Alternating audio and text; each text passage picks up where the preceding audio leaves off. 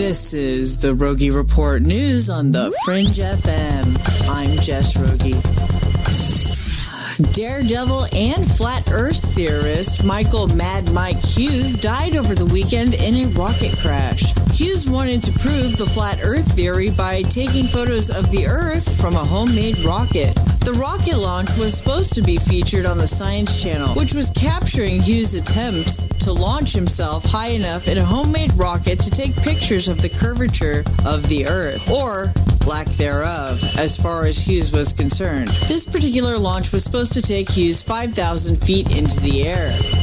In an interview with CBS from 2018, Hughes talks about his passion. We're given these puzzles, okay, and all these different puzzles has different pieces missing. So we're constantly trying to fit these things in to relate to something that makes sense to us. After 9/11, I just started questioning things. The flat Earth, I'm thinking, well, wait a second. And you start studying all these videos, and you do some own observation. You're trying to make sense of all these different facts. You start putting this puzzle together with all these missing pieces, and I don't care about what they're telling us about from space. You start finding these places that's flat on this planet. Kansas is flat. Okay, I'm telling you, I've been there. It's flat. People saying about stars, or we've got a rover on Mars. Where is the curvature where we live? At the time, Hughes stated that he built his homemade rocket mostly through trial and error, and admitted, "You don't get a lot of second chances, though, in the rocket business." In the interview from CBS from 2018, he talks about the risks of getting injured. Well, I kind of relate this to anybody else that gets injured doing what they do. They just keep on doing it, I guess. I mean, if you're a boxer and you get knocked down, do you quit boxing? Mike Hughes was 64.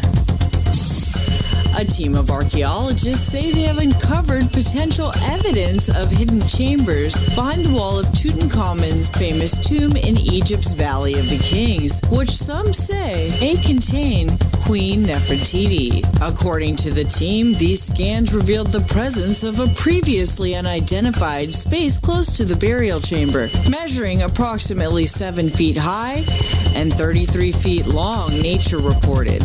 Nefertiti was the wife of Tutankhamun's father, King Akhenaten, who ruled Egypt between 1353 and 1336 BC. However, King Tut had a different mother, making Nefertiti the pharaoh's stepmother. A UFO was spotted in the background of a video shot in Santa Clarita on February 16th. The video was originally uploaded to MUFON. As the man is taking the video of himself, an object can be seen flying across the sky. This is the Rogie Report News on the Fringe FM. I'm Jess Rogie.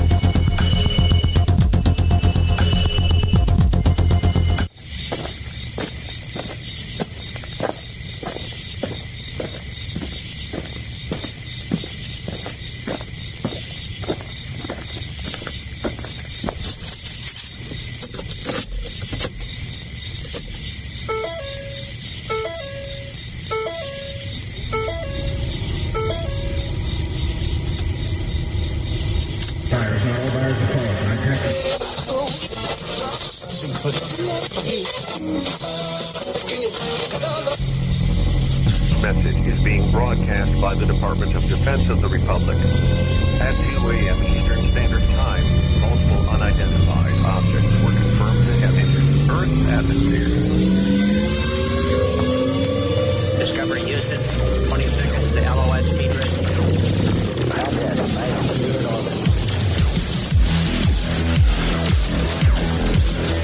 The first message that comes to you is you are a divine being. You matter. You count. You come from the realms of unimaginable power and light, and you will return to those realms.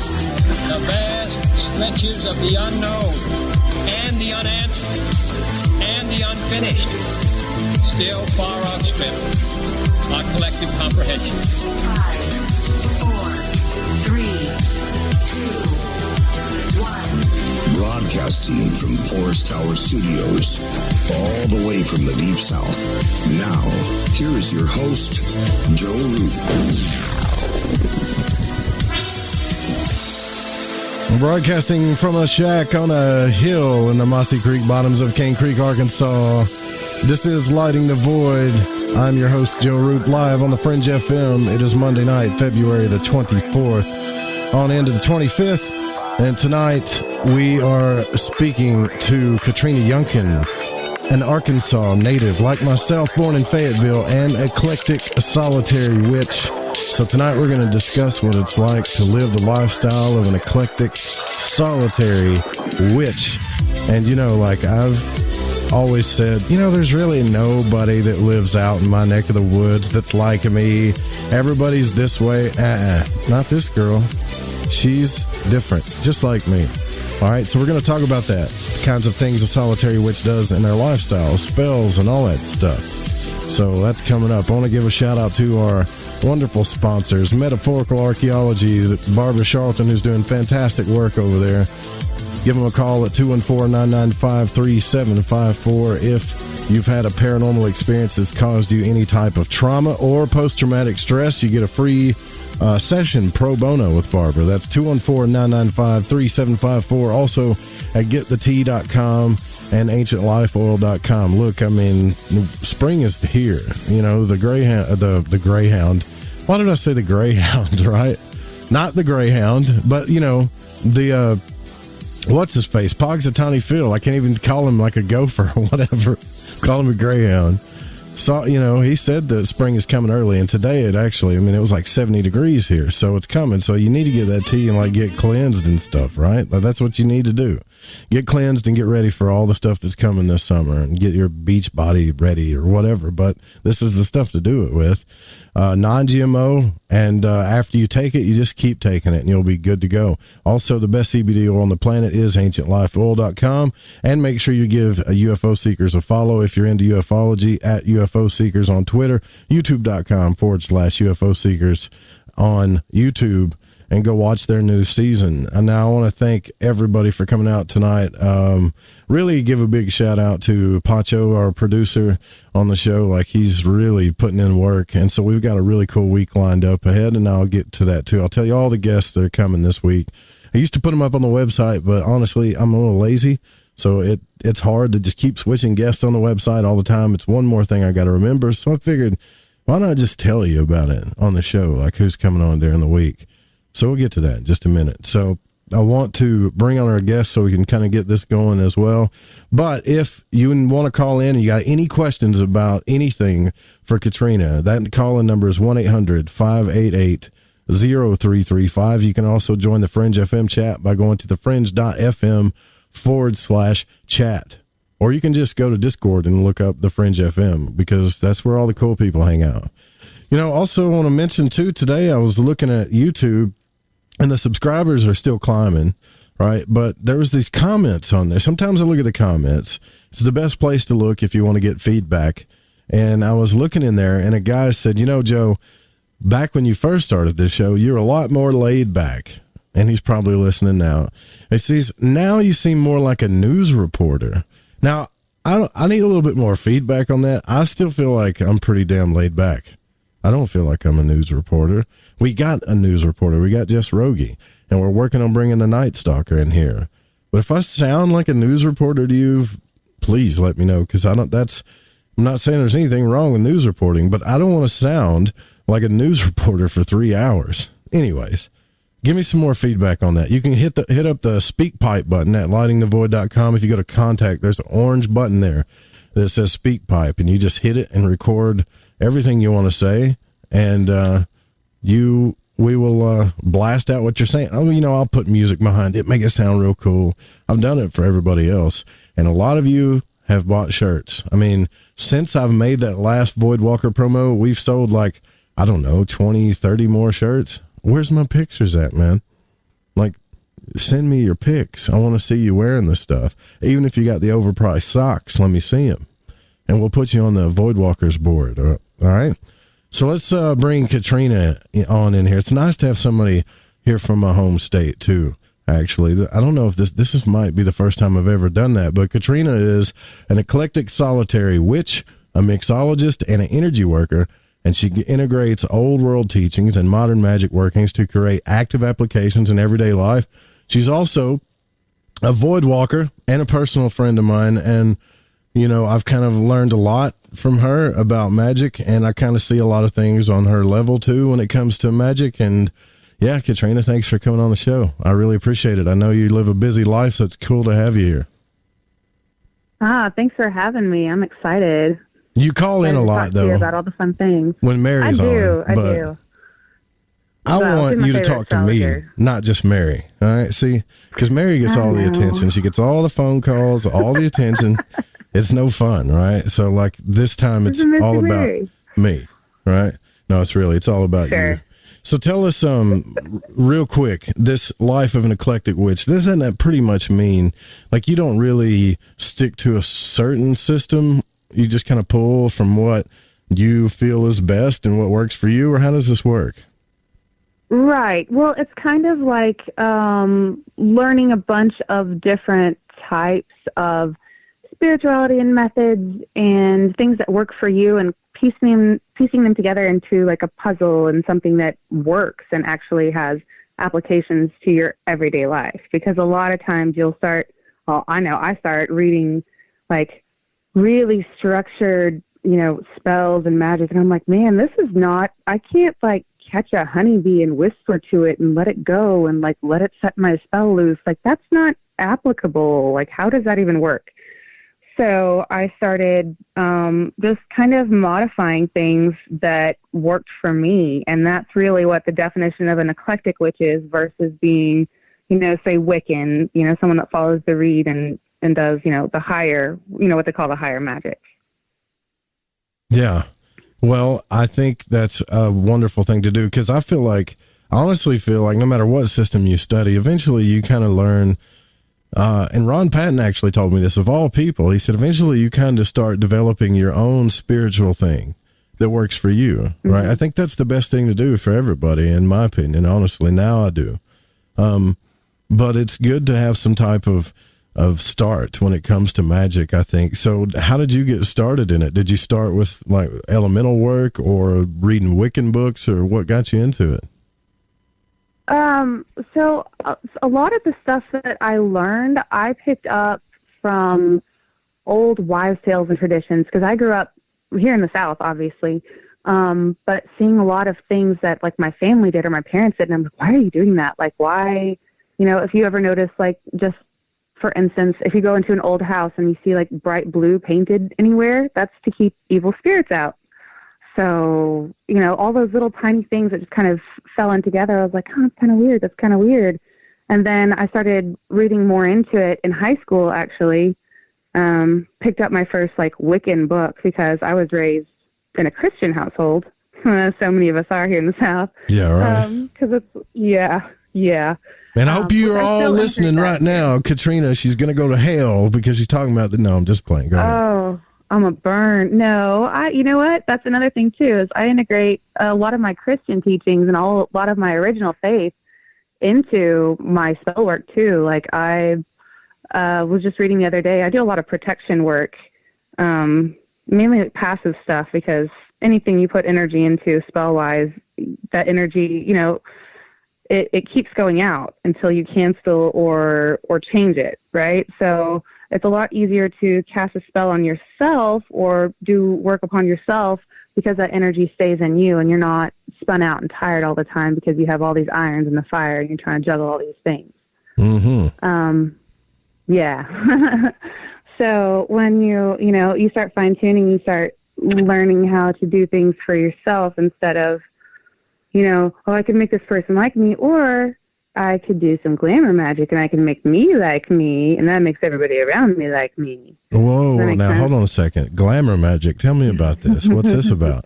Glamour magic. Well, okay. Let me back up a little bit. So when I started getting into learning about these kind of things, I've always been really drawn to Greek mythology, and specifically Aphrodite and Persephone. Those are my two guiding goddesses. So when you start learning about Aphrodite, she's the goddess of love, right? And the goddess of beauty and that sort of thing. And I'm really good at putting theory into practice. as you will. Sure. So when I do glamour magic and that kind of thing, like whenever I put on my makeup, like I go through and I charm all of my makeup for different things. So, so my blush, for instance, whenever I like wash all my makeup brushes and just do like basic maintenance of your makeup, like I'll go through and I'll charm my makeup when I buy it. So when I have blush, I want it to, what does blush do? It makes you look alive. It makes you look, like bright and happy, now, and makes you. Is blush that stuff they put on? Because when I used to do like the commercials and modeling and stuff, they used to hit me with this little circle thing on my face. Is that what that is? It's the pink stuff on your cheeks. It's when you blush, you turn red. That's it's it. Vitality. Okay. Yeah, exactly. Hated that stuff. So for my blush, I bet it looks beautiful on you, Joe. Uh-huh. Yeah. So for my blush, like I infuse vitality into it. So every time I put that on, I'm like, oh, I feel vital. I feel alive. I feel vibrant. And just putting those little tiny, steps of magic into your day, it just makes your whole day more magical, and it makes everything brighter and more fun. So that's glamour magic, and it's very basic. Uh-huh. And I even go so far as to, like my bobby pins, because I have really long hair. So I pin it up. Man, if I got to hold something together, like if I'm losing my stuff for the day, like I'm a hot mess, I use extra bobby pins because I really need to hold it together. And I have them charmed that way to help me hold my life together. So it works in little ways. So I told you too before the broadcast, I said, your hair matches my website, right? I never even looked at that. Right. And that's kind of like a coincidence, but I think, do you believe in like the magical power of color? Obviously it sounds like you do, right? Oh, big time. Oh, yes. So there's some energy behind that then, right? So serious energy behind color. Oh, yes. I think there is too. Absolutely. I think there is too. Well, that's another thing too. It's like, purple, for instance. What does say purple is? Purple is a color of royalty. It's a color of power. It's a color of magic. So absolutely, all colors have, different connotations associated with them. Even in, shamanistic medicine, like even the directions have certain colors depending on if you're practicing Eastern medicine or, Native American spirituality. They all have different colors associated.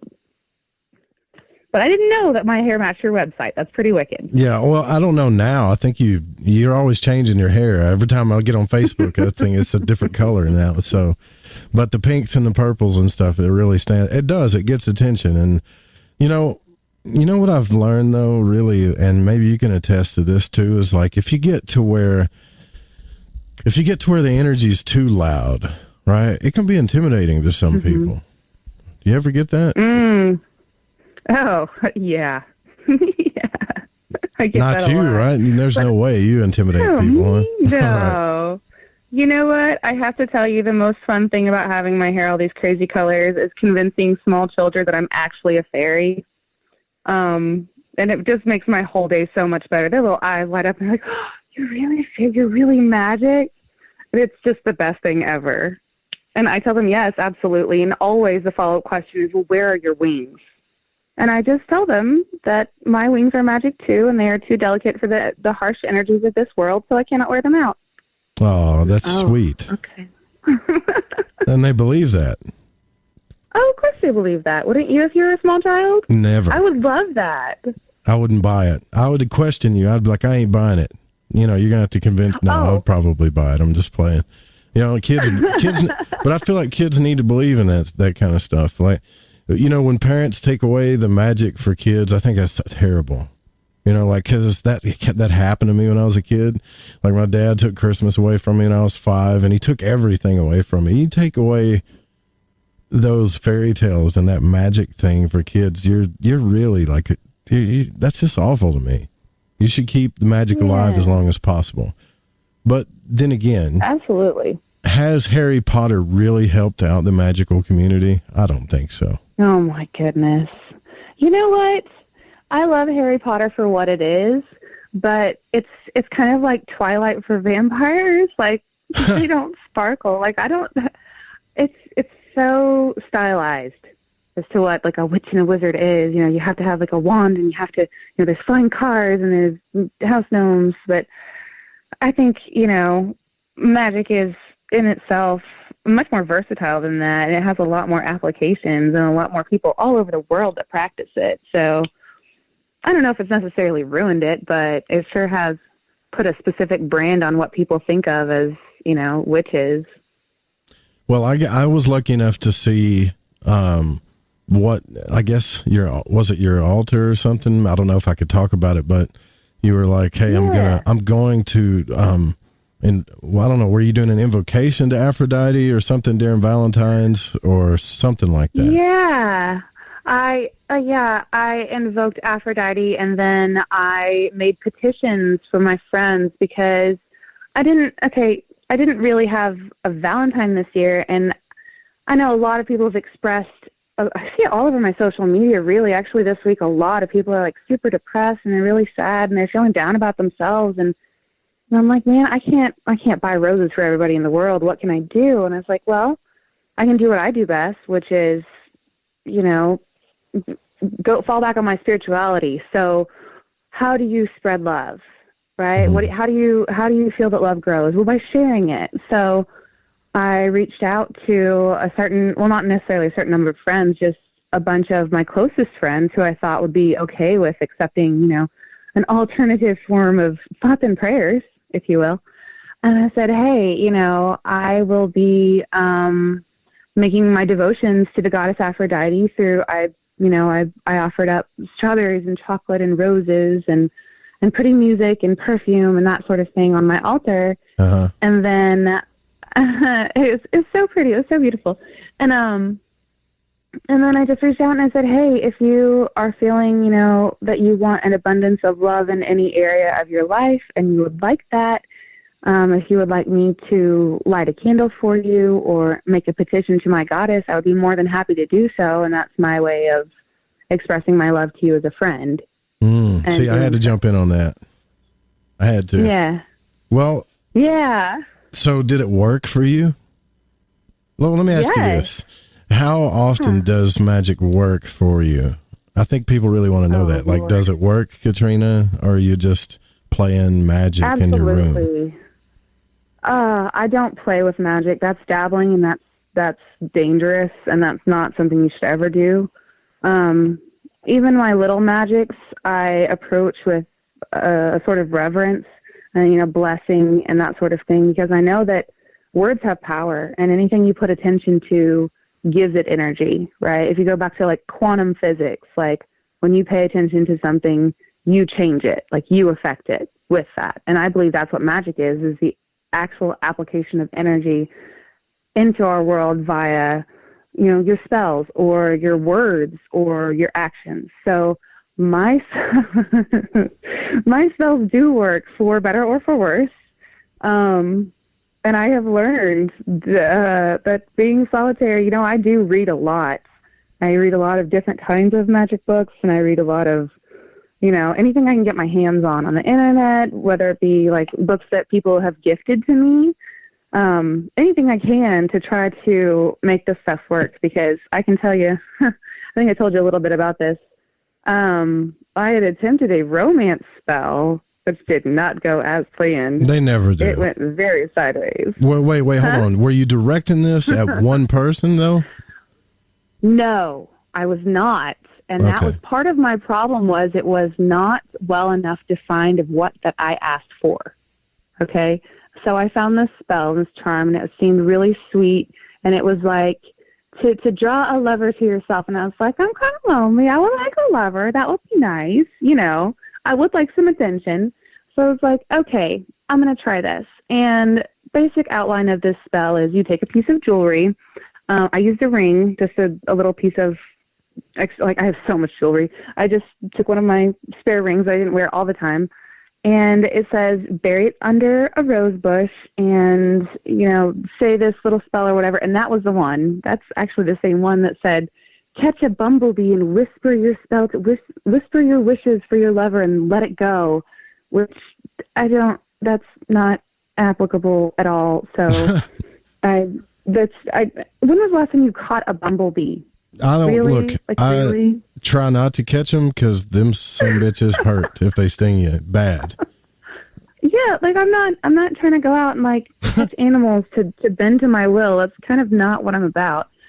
So I kind of just modified it a little bit. But what I did was I buried this ring under this rose bush, and I put out into the universe that I wanted a lover, a companion, yes. Well, I didn't specify that I wanted them to be, loyal. I didn't specify for how long I wanted this person in my life. I didn't specify that I wanted, respect from this person. And so, sure enough, I fall into a romantic fling with this person. We had mad chemistry for like a month. Oh, and then all of a sudden it just like fizzled out and went away. And I was like, well, that sucked. And then I started thinking about it, and I was like, oh, yeah, I kind of did that to myself. I can't be too mad about it because you put a spell on them, man. Yeah. I mean, well, not them specifically. And I just asked for a lover. I didn't say that I wanted a partner. I didn't say that I wanted, a life companion. I didn't put that out there. Oh. I should have, and I learned that lesson. Love comes in many forms, Katrina. Sometimes it comes in temporary fashion. You got to be specific. Right? Yeah, I was not nearly as specific as I should have been with that one. It was, it was a bit of a crash and burn.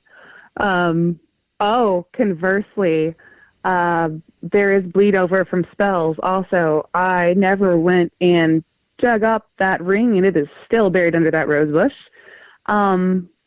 which I need to address very shortly. I really just connected that dot. But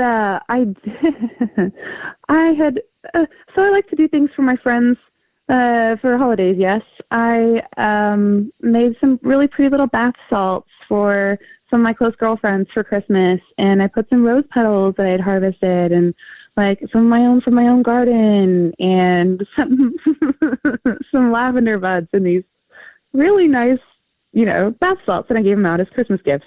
Uh-huh. Well, that's pretty sneaky. It seems, yeah, I didn't realize that some of the roses I had harvested and put those petals into was from that same rose bush. So there was a bit of a bleed over. So kind of contaminated it. So instead of it being like a relaxing bath, it was more of like an aphrodisiac bath. Ah, I gotcha. Yeah. So it ignited the fire, so to speak. That makes sense. Yeah, and I have people being like, hey, what's up? Like you're getting all those late night calls? I get some more of those bath salts? No, it was like I gave them to my girlfriends, and they're like, oh, my boyfriend really loves that. And I'm like, that's great. Can I get more? I'm like, yeah, you should start charging for them at that point. And if it gets like that, you should start charging for them.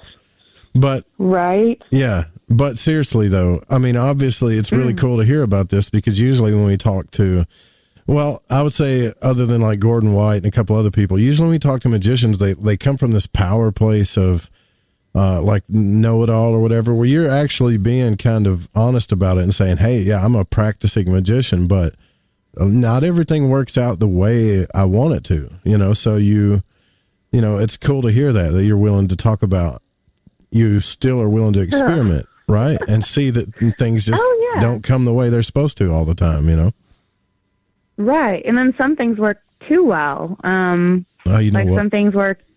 You know what? I got to take a break. I want to hear about, though, what works too well when we come back, actually. Okay. Sure. Some things work too well. I'm pretty sure everybody wants to hear about that, right? We'll be right back. Yeah.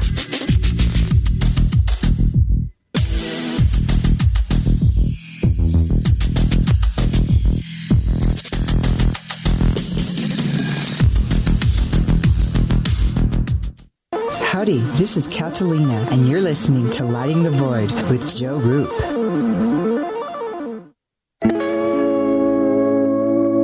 The Fringe FM isn't just a radio station. We also provide services for all your audio production needs. If you are interested in live radio or pre-recorded podcasts, we're here to help. We even do audio enhancements and voiceovers if needed. If you want to do a podcast or live radio show and even want the option to syndicate on terrestrial radio, from simple audio file enhancement to live production and call screening, we have you covered. We have worked with some of the best professionals in the business in order to provide coaching instruction for content creation, show structure, and more. Contact The Fringe Digital Media for more at info@thefringe.fm. That's info@thefringe.fm, or call 501-777-5631 for a consultation. OMG! People are jumping on board to the Life Change Tea Regiment. Brew, steep, and drink for a gentle, taste-great cleanse. It's changing how they feel. See what everybody's talking about. Log on to getthetea.com. That's getthetea.com. Life Change Tea aids in digestive slowdown and helps people get moving down a healthy path. We won't make claims. We'll just let you decide. Experience is much better than a commercial anyway. If you want results, log on to getthetea.com and purchase your super strength cleansing tea. You won't be disappointed. And if you're looking for some mind-body suggestions, go to YouTube and punch in the search bar Health Matters Now. That's Health Matters Now. Put power into your health now. So, getthetea.com. That's getthetea.com for super strength tea. And YouTube, Health Matters Now. That's Health Matters Now for valuable suggestions. Getthetea.com. The tea that makes you go. I'm Clyde Lewis. You are listening to The Fringe FM. This is Barbara Charlton from Metaphorical Archaeology. If you've ever had a traumatic paranormal experience, the effects of it may stay with you for years. Who do you talk to? You can't go to conventional help. What we do is we use emotional freedom techniques or tapping to actually neutralize the effects of that event. Maybe when you tell the story now, your heart races and your palms get sweaty. You don't even want to think about it because you don't know how to neutralize that. That's what EFT tapping does. It neutralizes those emotions. The circuit that was recorded on is gone. The energy flows freely and you're free of it. And that's what emotional freedom is all about. We offer this as a pro bono service, but this is something that I offer because no one, it seems, is helping people with these experiences. If you'd like to reach me, it's really easy. My cell phone is 214-995-3754. Please leave a message. I will get back to you as quickly as possible. Or you can email me, barb.eft@gmail.com. And EFT stands for Emotional Freedom Techniques. Reach out to me. It's confidential. This works. You won't believe the results. From a cave in the depths of your mind, it's Lighting the Void with Joe Root.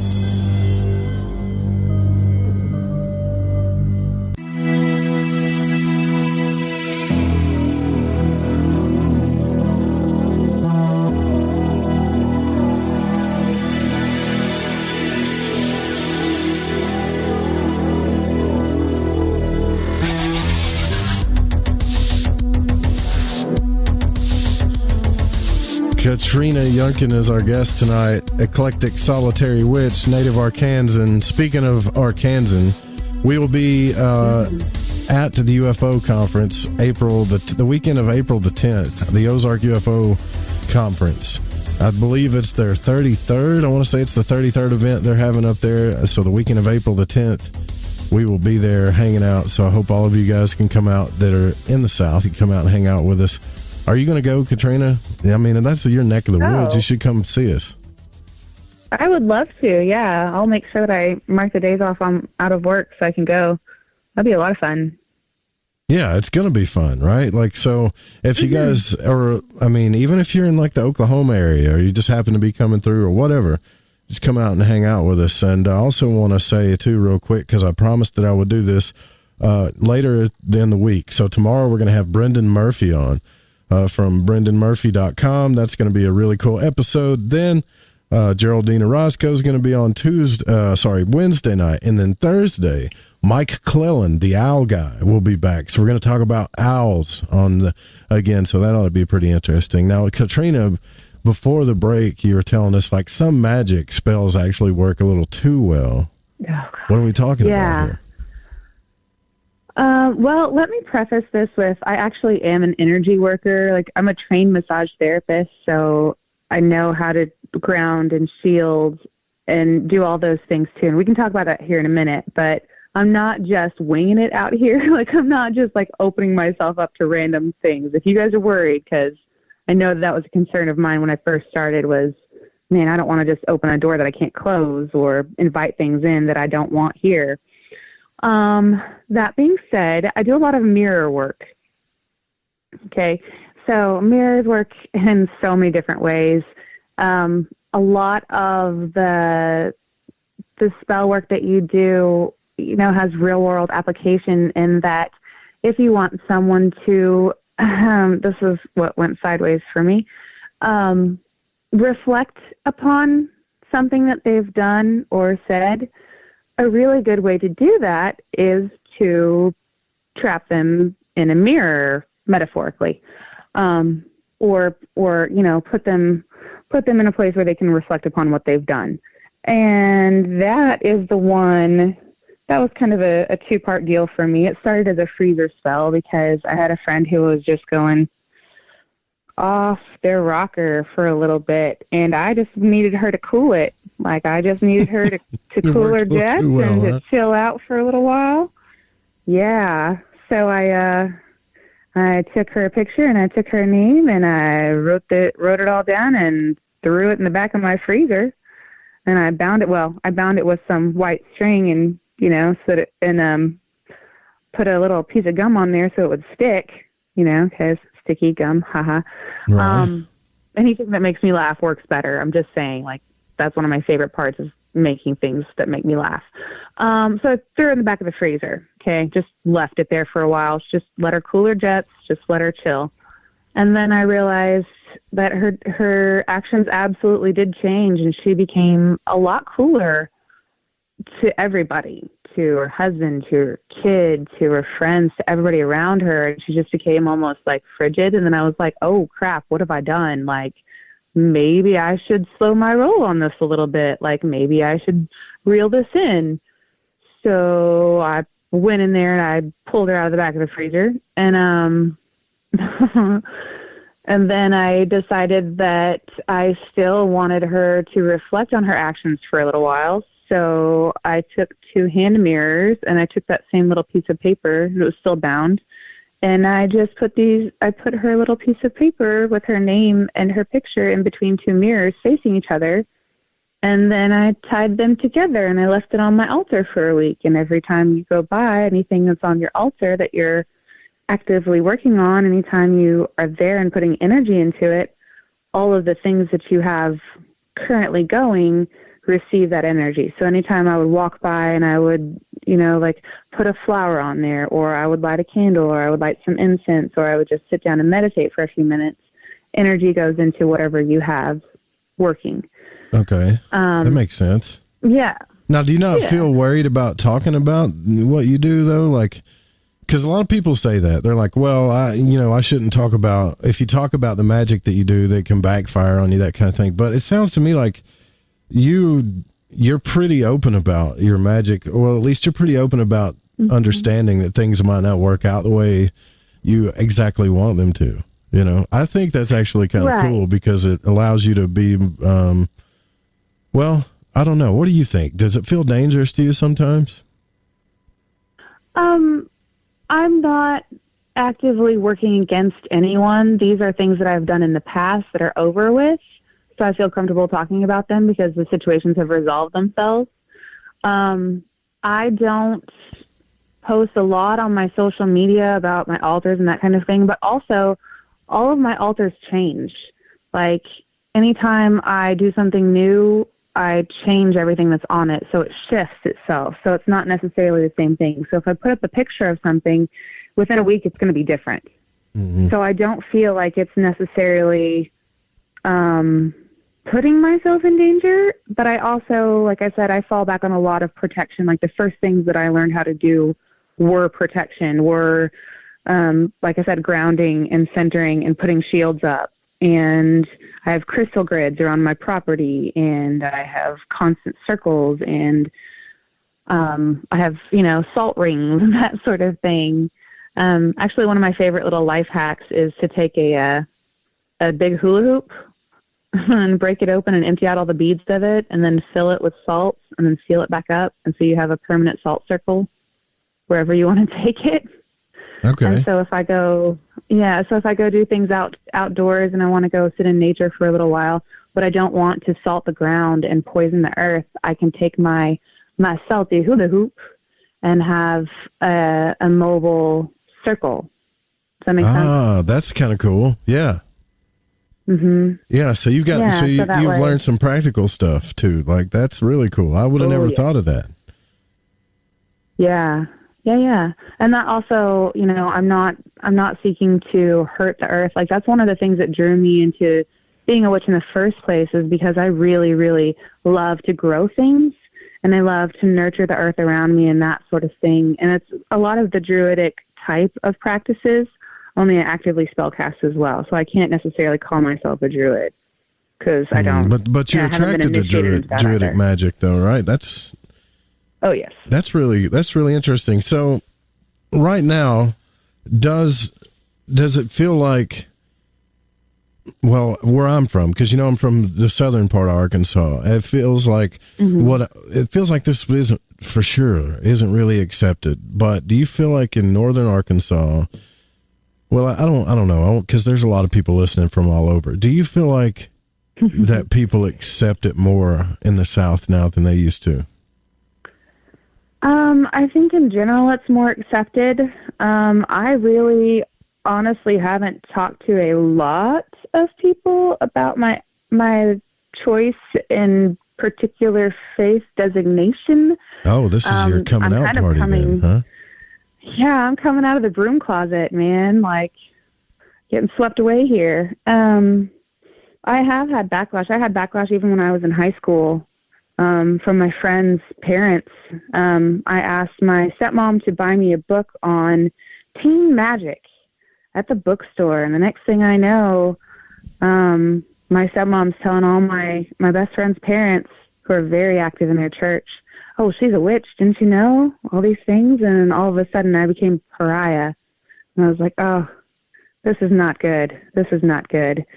So, yeah, it's not I don't know.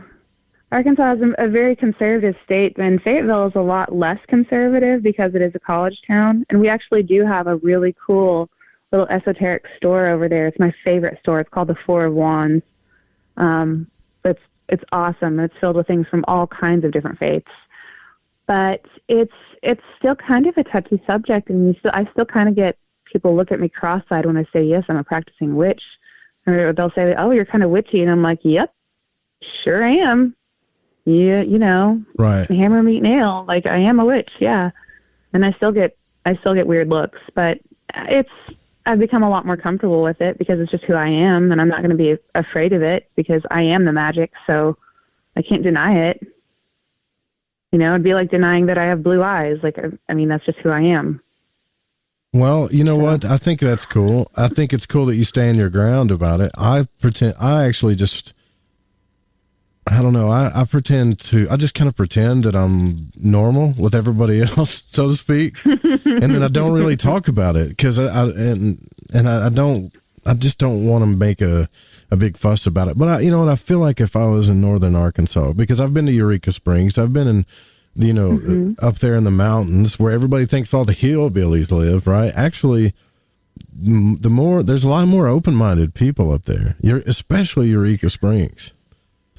Oh, yeah. Well, and then also, if you think about it, too, a lot of these folks are, like, we're still in Appalachia. Like, there's a lot of, things that their families have done for years and years that aren't necessarily something that the church would condone, but that's just how Granny did it, so we're just going to accept it,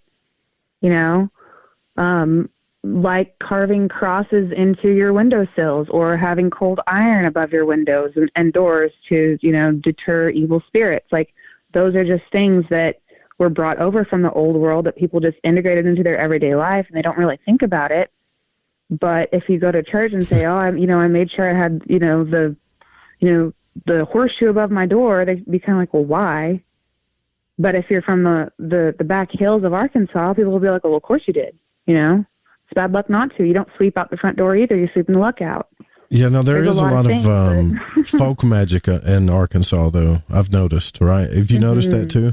Do you practice that at all, a little bit? Oh, yeah. Yeah. Yeah. Even in as little things as, you know, when I go, like what I was saying earlier about being respectful of nature and the sort of things, like when you go outside, you don't, I know a lot of witches like to gather materials that are found in nature because they feel like they have more power, that sort of thing. So if they find their wands or they find, you know, I have birch bark that I've picked up that I like to write devotionals on and that sort of thing because I feel like it directly connects you to the spirit of the tree. But you don't go up and rip bark off of the tree. Like, you don't go and steal from nature. Like, you go and you pick it up and you know, basically, you know, thank you for this. May I have this? May I take it with me? So you don't, you know, piss off some little or some big old, you know, spirit of the wood. Yeah, right. Yeah, you don't need so you don't need something coming after you for that. So let me ask you about this. So the protection stuff that you do, have you ever like outright cursed someone, like, you know, not just binded them, but said, you know what, you've messed with the wrong witch this time. I'm going to give you a little taste of some dark medicine here. Have you ever done that before? Be honest with me. No, I don't. Number one, because I feel that karma's going to get them anyway. Like, the energy that you put out, you will get back. It will come back and it will smack you in the face. And whatever the universe is going to do to you is 10 times worse than anything that I could think of.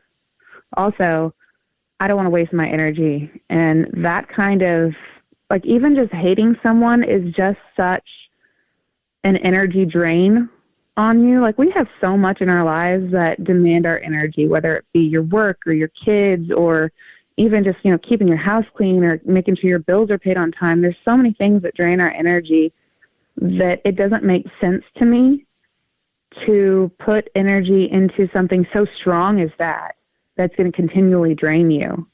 It's like, what do they say about jealousy? It's like drinking poison and waiting for the other person to die. Like, what is that doing? It's just taking your energy away. It's just poisoning your life. So I don't do that. Not saying that I wouldn't ever, because I mean, I might, but it would take something extreme, very, very extreme for me to ever consider doing that kind of thing. And yeah, I know how to do it just because, you know, you should know those kind of things. If you, just to be able to be aware, if you see something like that going on, like, I know to look for razor blades in my kids' Halloween candy. Doesn't mean I'm going to put razor blades in it, but I know to look for it, right? Right. It's just one of those things to steer clear of, to protect yourself from. Yeah, see, I've got books on, like, curses stuff, you know, like I think I read the book so I kind of know what to prepare for, if that makes any sense. But even even like the really advanced witches, I don't know, they don't really like just directly attack a person. Like, you know how you were talking about binding and stuff. So there's like the black salt stuff or mirror stuff that people do. Kind of like, hey, this is what's going to happen when you attack me. You're going to create your own hell, you know, kind of thing. Exactly. There are consequences, right? And a lot of that is setting up your own protections and your own wards and your shields, so that one of your shields is a mirror shield, so that any energy directed at you, if it's not positive, will get reflected directly back at the person who sent it towards you, and that sort of thing. So there are ways to mitigate those kinds of things. And I try not to piss people off in general, because people are crazy. Well, you never seem that way to me. You never seem like somebody that was into drama or anything. But how do you think that magic has changed your life? Do you think that it's changed your life for the good, that it's helped you? Oh, absolutely. Yeah. So witches practice a lot of shadow work. And a lot of that is, and I never really heard that term until I started running in some different circles. And people are talking about, oh, I'm doing shadow work. I'm like, well, what is that? And basically what that is identifying traumas or behaviors or, defensive mechanisms that you have in your own life and addressing them so that you can move through those things and not be burdened down by them and not have your energy being spun in these little circles. Yeah. So I definitely, when I started learning more about this kind of thing, I had to let go of a lot of things that have hurt me in the past so that I was able to move forward. And doing spells and practicing magic has absolutely forced me to really come to terms with a lot of my own bad habits and a lot of the things that had happened to me in the past that I just need to let go of. And it has 100% positively affected my life. And I think spirituality in any form should do that. So if, going to church does that for you and it washes your soul clean, right, yeah, more power to you, that's great. And this just happened to be the way that worked for me. So, yeah, so I try to just sprinkle a little bit of magic on everything I do in my life. And it makes me really happy. Yeah, that's wonderful. I think that's good because you don't seem like and I really, really do try to surround myself with these kind of people that are, they just have genuine love for other people, You would think that would be easy to find, but it is not. And because I think a lot of people, it's not that a lot of people are bad. It's just they're dealing with a lot of their own stuff, so they can't get out of their own way a lot of times.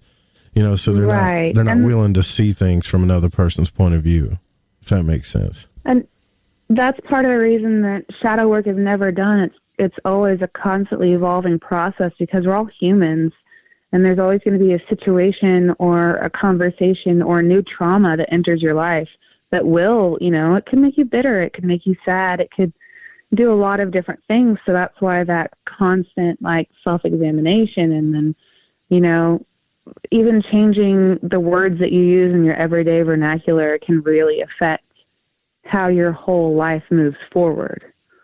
So I think I had discussed with one of my friends about, instead of saying the word, instead of saying, oh, I'm so jealous of this person, say, well, I'm so inspired by that.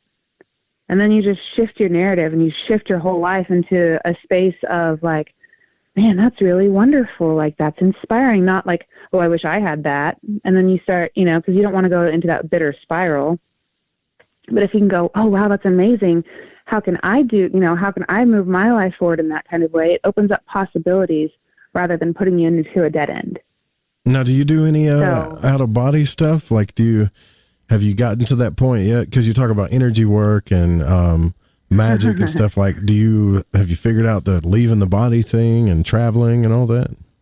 Oh, the lucid dreaming and the astral projection. Oh, yes. That's something that I've been doing since I was a little kid. I remember the first time I remember being a little kid and seeing myself sleeping in my bed. I remember floating up by the ceiling and seeing myself in my bed, and I'm 5 years old.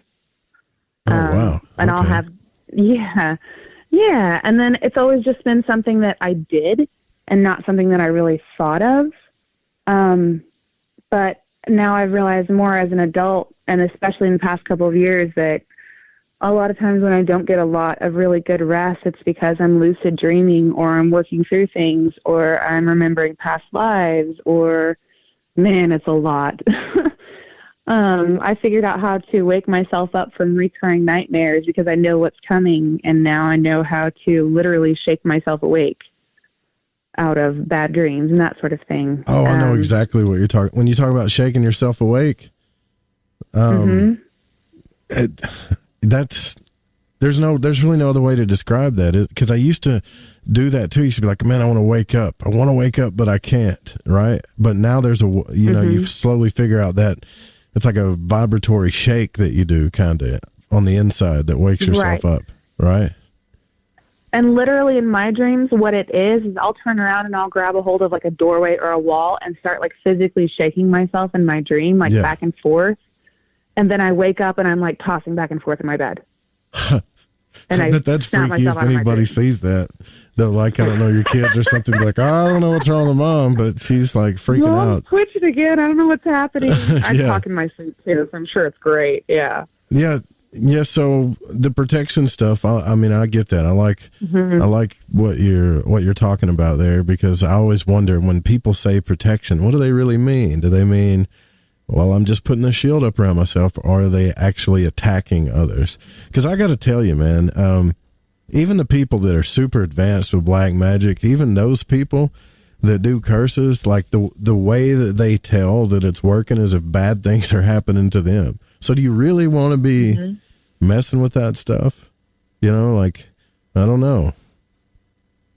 Right. It's all those things that you put out into the universe. Well, I mean, there's a lot of little things that people will do just to, in generally, protect themselves. Like, you can write Psalm 91, even just that word, Psalm number 91, put it on a piece of paper and put it in your left shoe and walk around with it, and you'll be protected. Really? You know, just little simple things like that, because it's, you know, I'm walking with the Lord and he protects me and all those things. You know, it's the whole Psalm 91. But it's the thought and the action that counts. So I know witches who they'll sew sigils and like protection sigils on the tags of their kids' clothes, or on the inside of their sleeves of their jackets, or they'll sew little like tiger's eye stones. Like, you know, you see people wearing like necklaces and jewelry, but I've seen people sew it into the hem of their clothes, or a coin for prosperity, or, you know, all these little talismans, all these little tiny tokens that are just a physical representation of what you want out of the metaphysical world. That's so cool. I know like this is going by quick, and we're already at the top of the hour with Katrina Younkin. If you got any questions, you can call in 1-800-588-0335. You can also go into the Fringe FM chat and just tag Joe Roop there. We'll be right back.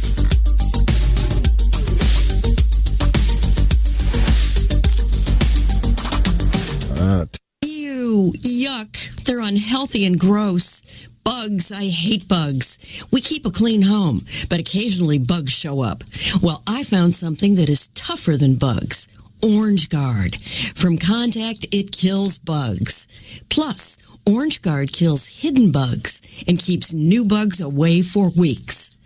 I know. I use Orange Guard. Plus, all of the ingredients of Orange Guard are on the FDA generally regarded as safe list. Orange Guard may be used around food, humans, and pets. It promotes a healthier planet, and here's a bonus.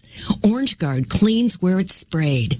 Plus, it comes with a 30-day money-back guarantee. Orange Guard. You can get Orange Guard at Ace Hardware. And listen, folks, Orange Guard is tougher than bugs, and it's safe to use. Go to orangeguard.com. That's orangeguard.com. In your face, all over the place.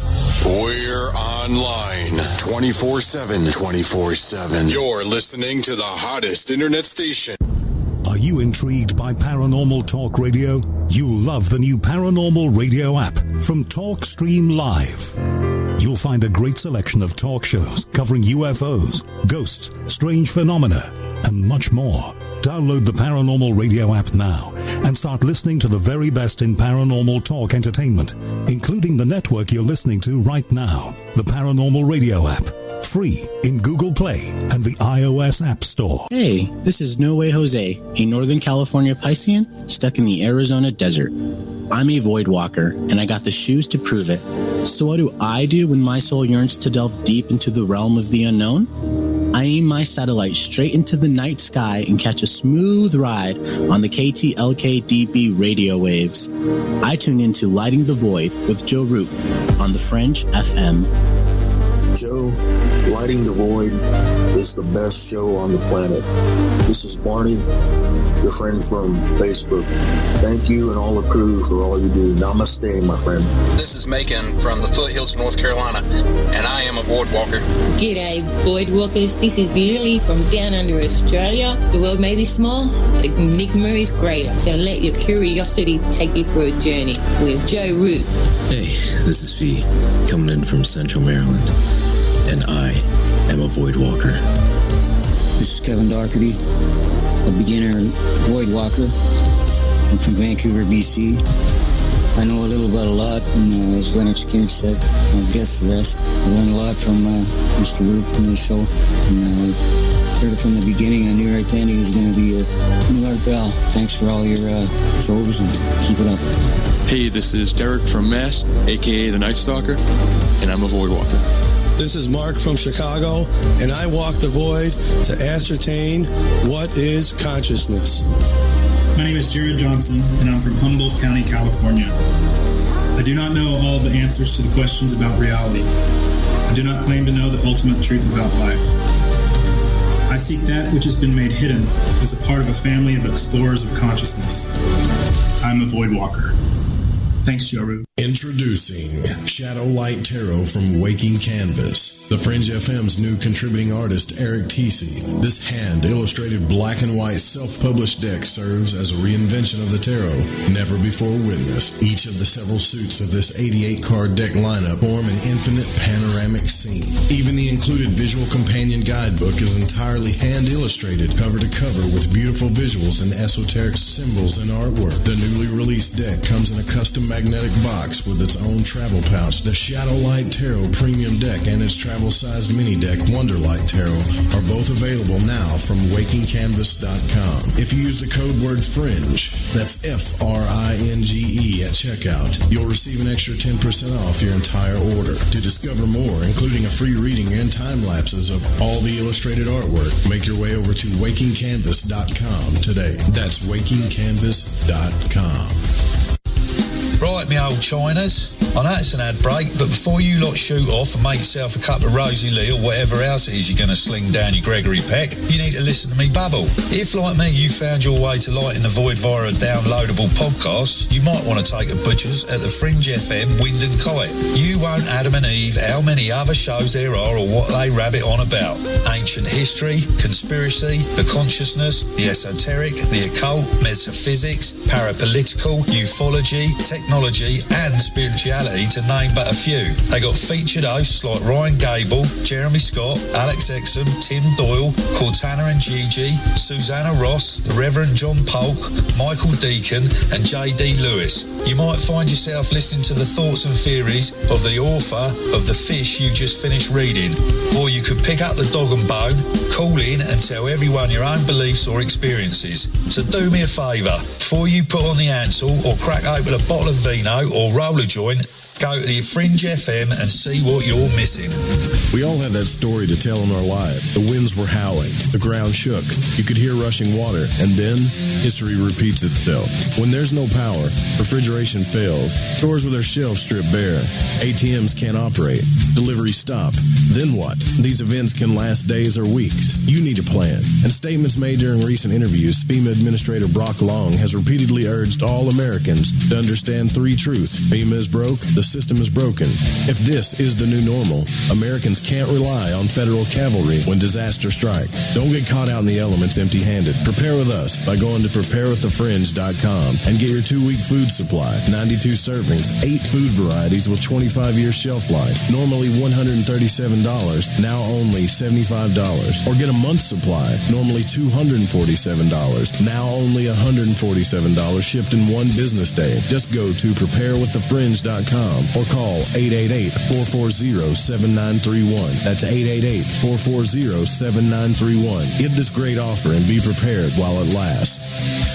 Hey, is that a new music app? Yeah, check it out. Surfer Music Discovery. It links to thousands of online stations, but the twist is you see the song names and artists that are now playing live. That's different. No guessing. Looks like a waterfall of music. So many formats. Rock, oldies, country, R&B, jazz, and a whole lot more. How's that spelled? Surfer. S-U-R-F-R. Is it expensive? It's free. No need to sign up or sign in. Get the Surfer Music app free from Google Play or the App Store.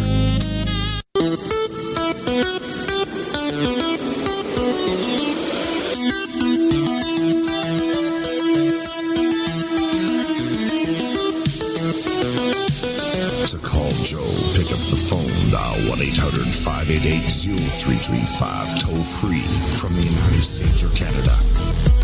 You're listening to Lighting the Void Radio. Well, Void Walker, Arkansas native, eclectic, solitary witch, Katrina Younkin is here with us tonight.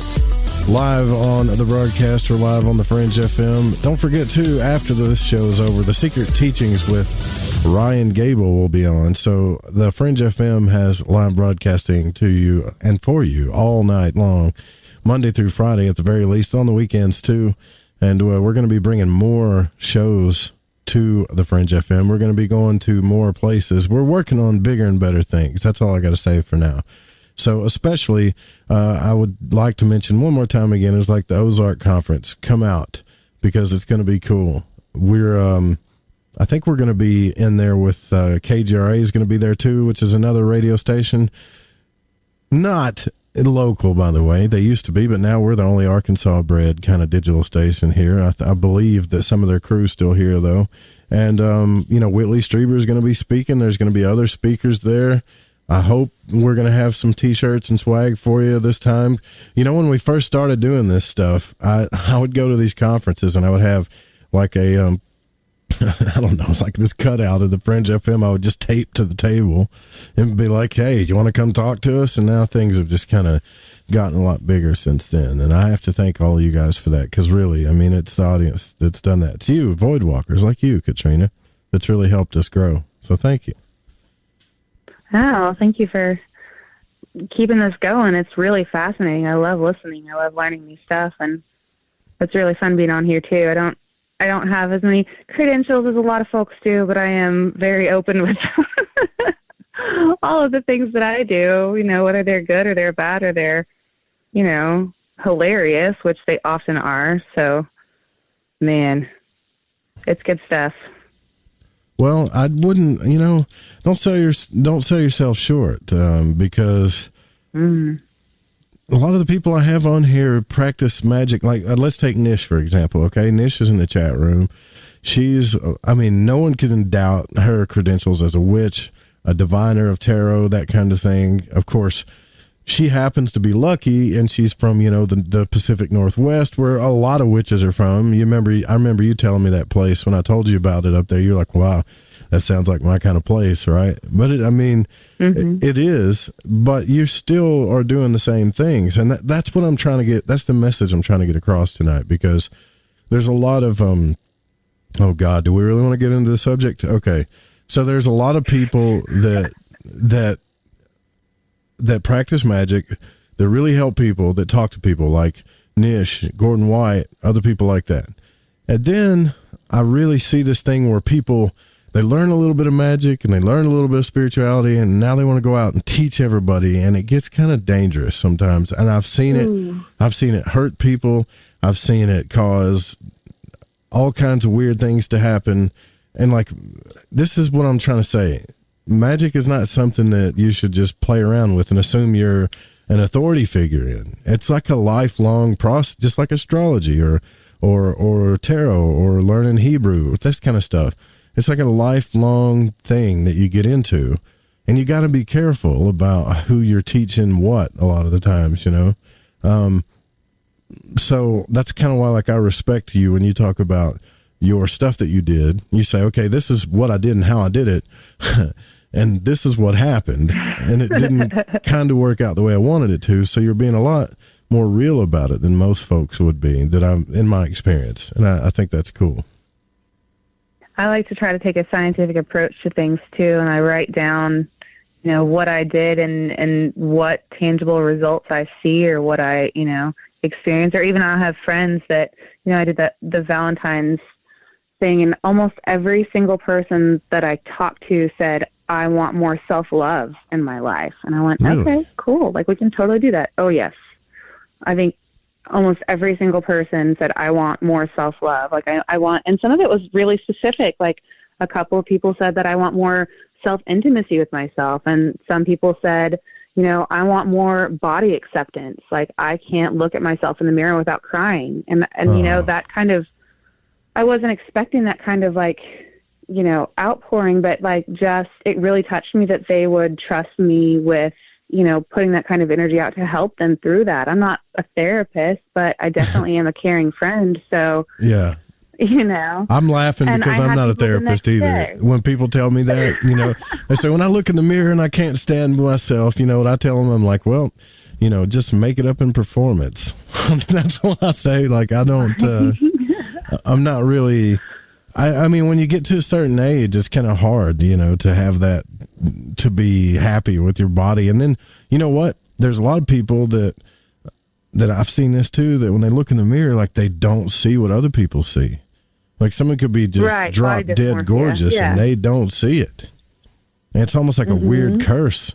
They literally see something ugly, Right. And even just having someone say, I put the energy out there for you to have more self-love, it helps. It's like a huge boost. Like I had one of my friends at work said, I woke up the next morning just feeling like a euphoria of just like peacefulness and happiness with myself that I haven't felt in a long time.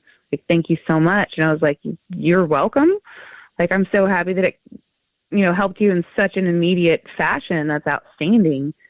And maybe even that is part of just the belief. Like they believed in it, and I believe in it and they believe in it. So therefore it is. Yeah, that makes sense. Which is say, so mote it is, So all right. So I want to switch to this too, because I'm getting some text in about it. When you do like romantic spells, you said earlier that you don't kind of cast towards specific people, but there are people that do. And I mean, I've read like courses. I actually have a course from Frederick Xavier that talks about that, and even he warns about it. So I'm like, okay, if you're warning about it, why are you teaching it?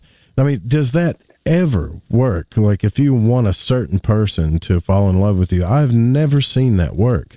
Now, I mean, it might work for I don't know, like a short amount of time, but I don't think it's ever worked for the longevity kind of thing. Well, part of that is because you're trying to impose your will on other people. And if you think about how hard it is to change yourself, to change a bad habit of yourself, like when you want to do it, how likely is it to change someone else?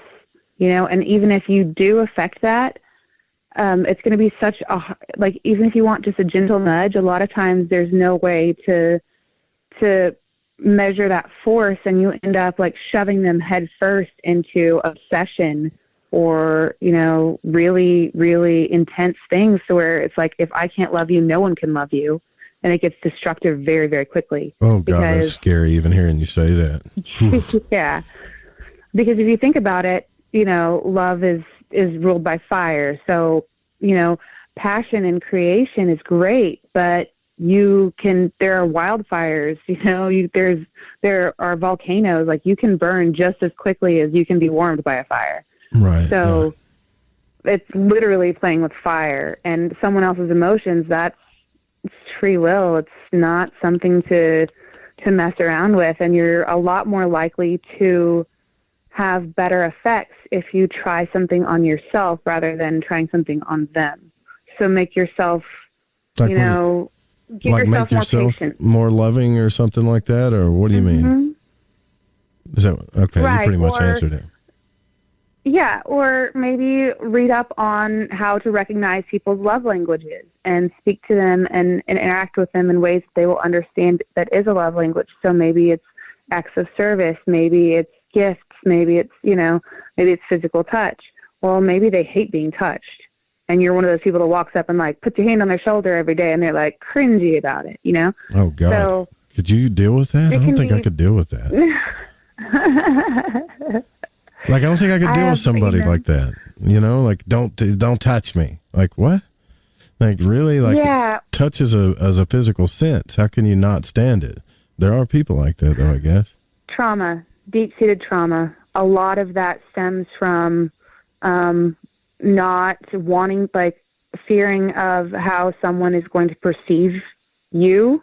Are they going to be like, oh, you're gross? Or maybe they got hit when they were a kid. There's a lot of things that are about, you have to realize that people's actions are mainly about them and not about you.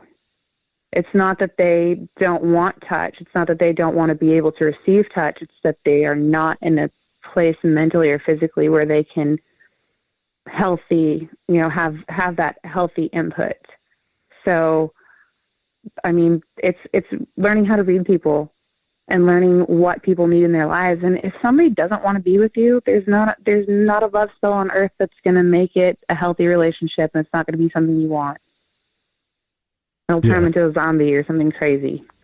So, yeah, learning how to love yourself is something that I think is kind of hard for a lot of people. I mean, it was hard for me. Yeah, honestly, it was hard. It takes a lot of alchemical, I guess, transmutation. It takes a lot of time, you know. And it's funny too, because in the regular tarot, you see that story, like in all the elements, right? You see, kind of like the Nine of Cups represents somebody who's, if you look at the story, it kind of represents somebody who's emotionally cool with where they're at. You know, they're good. They love themselves. They're great. They're plentiful. You know, they're ready to take the 10 of Cups or that next step. And then that's something I've noticed too, is like everybody's going through their own processes at their own times, you know, kind of thing. Right. And not everybody's healing looks the same. So, you know, even if I literally had a friend tell me, you know, I don't think you're healed and I don't want to be around you. And I took that really personally, and I was like, oh my gosh, like what did I do? And then I had to think for a minute, and I went, you know what? My healing doesn't look the same as yours does. And if you are not at a place where you can see that, then maybe it is more about you than it is about me. So that's a hard thing to hear, isn't it? Take it with a grain of salt and a shot of tequila. It is. Yeah, it is a hard thing to hear, especially from someone, you know, who you've been very, very close with. So if you're saying to cast a love spell, it would be better first to learn to change yourself, but cast spells on yourself for good change instead of trying to, you know, cast, because that's what I've done before. I've like waited till everything lined up and be like, all right, universe, let's see what you got, you know, like send me the person kind of thing. And I think, and I was talking to Tobias Lars about this, right? They're like, yeah, I think the universe will do that, but they'll also kind of send you stuff. Like if that's what you really want, okay. But then they'll send you a bunch of stuff to prepare for that. You know what I mean? Stuff that you, like curveballs that you don't see, like, well, you know, I wasn't really looking for that. Well, no, but that's something you had to deal with to get to this kind of thing. You know? Right. You have to learn that karmic lesson. You have to learn that life contract. You have to work through it before you can get to that next level.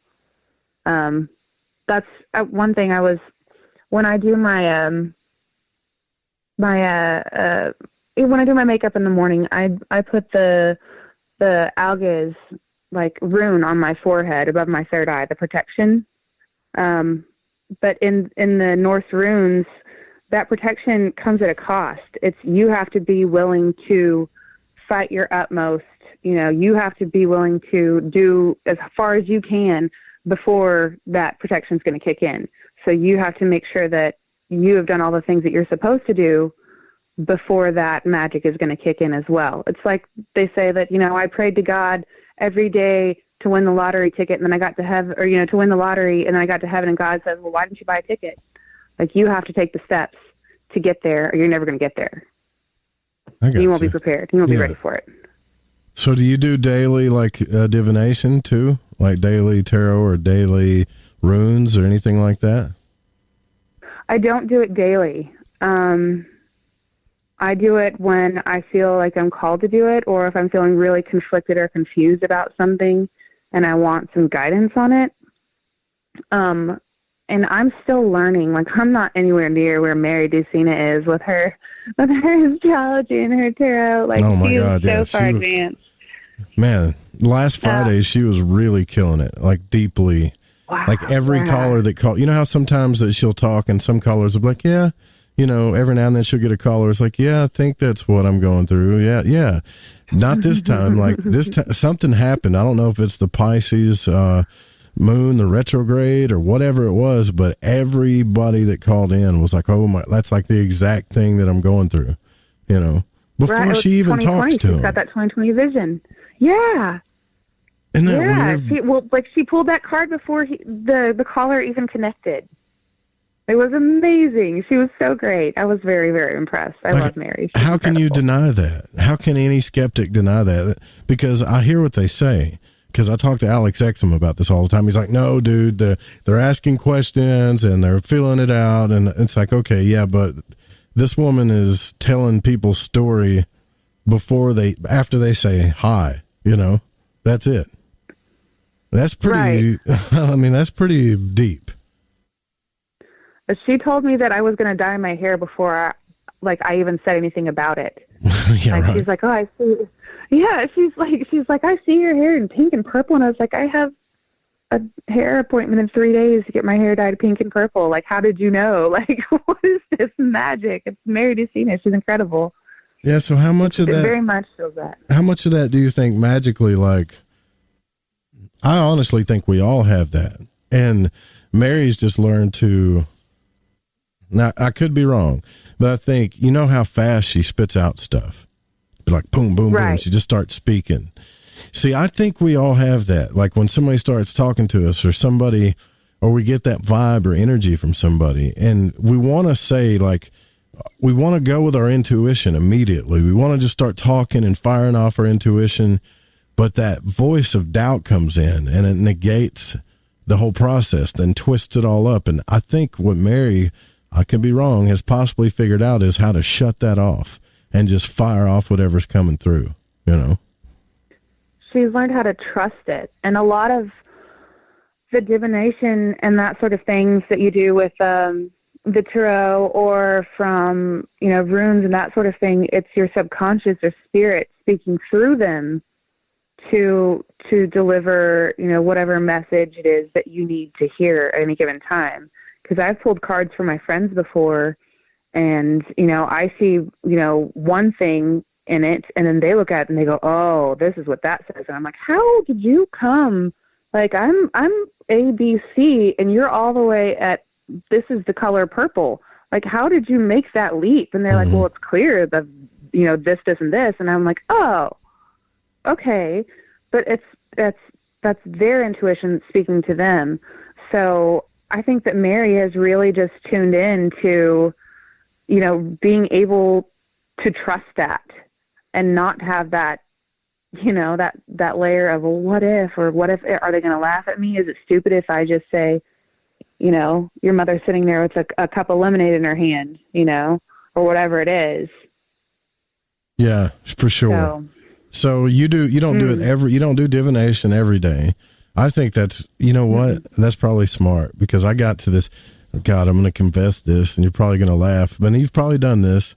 I've got to where I was doing tarot, not just every day, but every 2 or 3 times a day looking at it. And it's what am I doing? I'm becoming super dependent on divination or something to where it was even confusing me. And I'm like, this isn't what this is for. This tool shouldn't be something that I use 20 times in a week. I don't think so.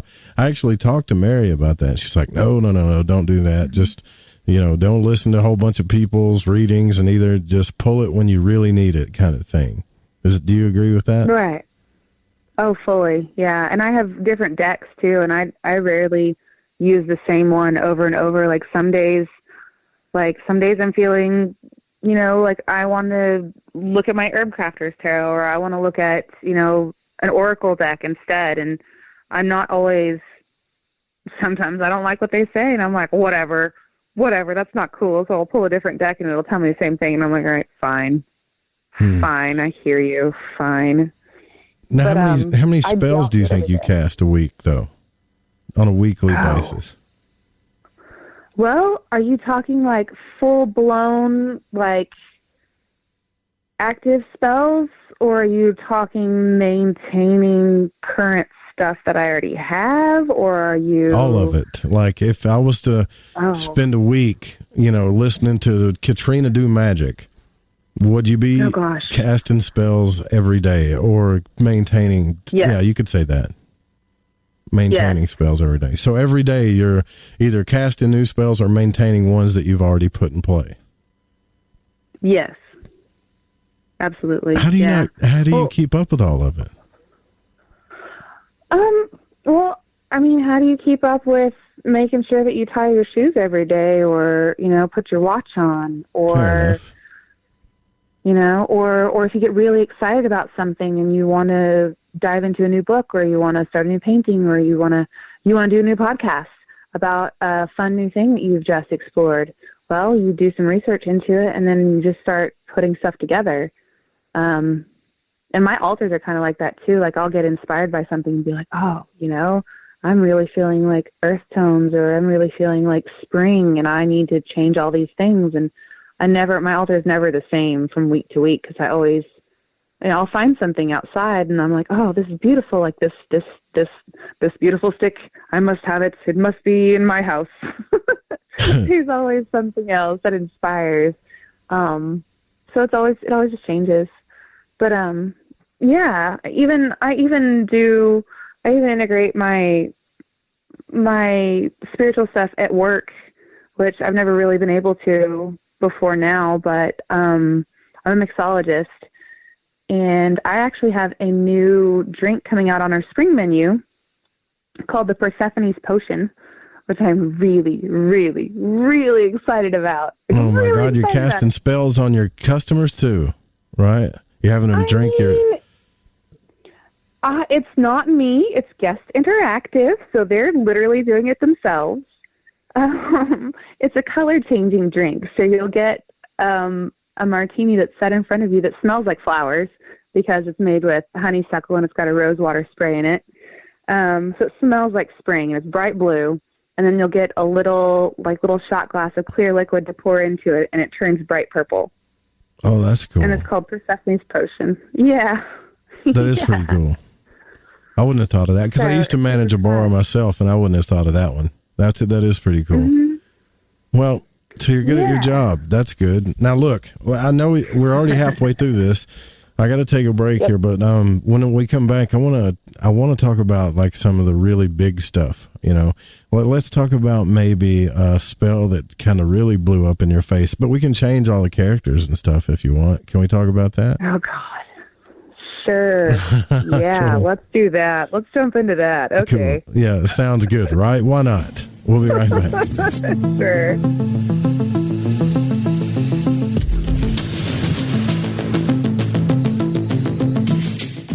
Have you ever seen an ad or banner which brought you a feeling that someone is reading your mind or even listening to your conversations? Your online data is being used against you. Surfshark is a VPN service that makes online privacy protection easy and attainable. You can use it on as many devices as you'd like simultaneously. The VPN service that we use at UFO Seekers, plus 1 month free for $1.99 a month. Visit surfshark.deals/seekers. We spend almost as much time online as sleep, and that's 6 to 8 hours a day. The internet knows a lot about us, and that's why we should care about our online data. Use Surfshark to encrypt your personal information and send it via a secure VPN tunnel so that no one can see it without your permission. Visit surfshark.deals/seekers. You need to protect yourself from surveillance and targeted advertising. Surfshark encrypts all internet traffic sent to and from your devices and ensures that your IP address remains hidden. The VPN service that we use at UFO Seekers, plus 1 month free for $1.99 a month. Visit surfshark.deals/seekers. Listen, I want to tell you about G.I. Joy from GetTheTea.com. It's the best alchemical concoction of goodies for your stomach and digestive system I can recommend, and that's all based on my experience. Packed with colostrum, acidophilus, aloe, peppermint, and turmeric. If you do your own research, then you know this is the bee's knees for the stomach and digestion. Now, due to Big Brother's ears and the eye in the sky, I can't go into the details about what it helped me with. All I can say is I got relief. It's non-GMO, no fillers, no preservatives, manufactured right here in the US of A, and delivered to you by the only people who stay on top of the game and are out in front. Go grab a bottle of G.I. Joy at GetTheTea.com and see what all the fuss is about. Again, that's GetTheTea.com. Hey, this check is wrong. I worked a holiday and 7 hours of overtime. Not getting paid correctly is a real pain. It could also hurt our boss if our company provides out-of-compliance checks. That's right. Construction companies doing business with the government can get fined, or officials of the companies can go to jail if the checks aren't right. It's a law. The Davis-Bacon Act has 30 compliance issues for every check, but there is an easy way for construction companies to be in compliance. EMARS offers Compliant Client, a web-based system that finds and corrects all 30 of the possible out-of-compliance check issues. Users of Compliant Client report an 80% savings in time and money. Running a weekly payroll usually takes about 5 minutes. All 15,000 plus clients of EMARS have never had a legal compliance issue. Plus, they sleep better on check day. Contact EMARS at emarsinc.com or call 480-595-0466. All right, everyone, this is Justin from the UK. Excuse the chitty. If you're into the Fringe and you want to hear the brass tacks, my old china plate, Joe Roop and his guests on Lighting the Void will open your mince pies. You need to shut your north and south and use your 10-speed gears and listen to them bubble. You could hear a Barry Crocker, no Brussels, but he ain't no holy friar. Anyway, you be the Barnaby Rudge and take a butcher's. So, you love talk radio? Then you'll love TalkStreamLive.com. TalkStream Live is always on, 24/7 with the best streaming talk shows. Find your favorite talkers and discover some new ones. It's free, readily available online or on mobile with any smartphone or tablet. Finding your favorite talk shows all in one place has gotten a whole lot easier. Just go to TalkStreamLive.com. Be sure to download the free apps from Google Play or the iTunes App Store. You can tug all day long on a carpet that's been glued to the floor. Then you hurt. There are many strong glues out there. Let's see, there's liquid nails and Gorilla Glue. You ever try to remove 3M 5200? That adhesive is strong. Then there's bathroom caulk, silicone rubber, adhesive tape, super glue, flex tape, and stickers. Graffiti. Scientists have come up with glues that stay stuck and can't be removed. Until now. Until Handyman Formula by DeBond. That's right. 95% of adhesives become unstuck when you spray Handyman Formula directly on them. Just spray, wait a few minutes, and remove. It's amazing. Most adhesives become unstuck when you use Handyman Formula. Visit DeBondCorporation.com or MCMaster.com. Call 561-575-4200. This stuff really works. Handyman Formula by DeBond, a great Christmas gift.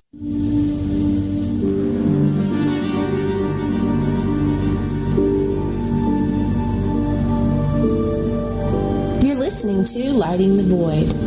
The call-in number is 1-800-588-0335. Katrina Younkin is our guest tonight.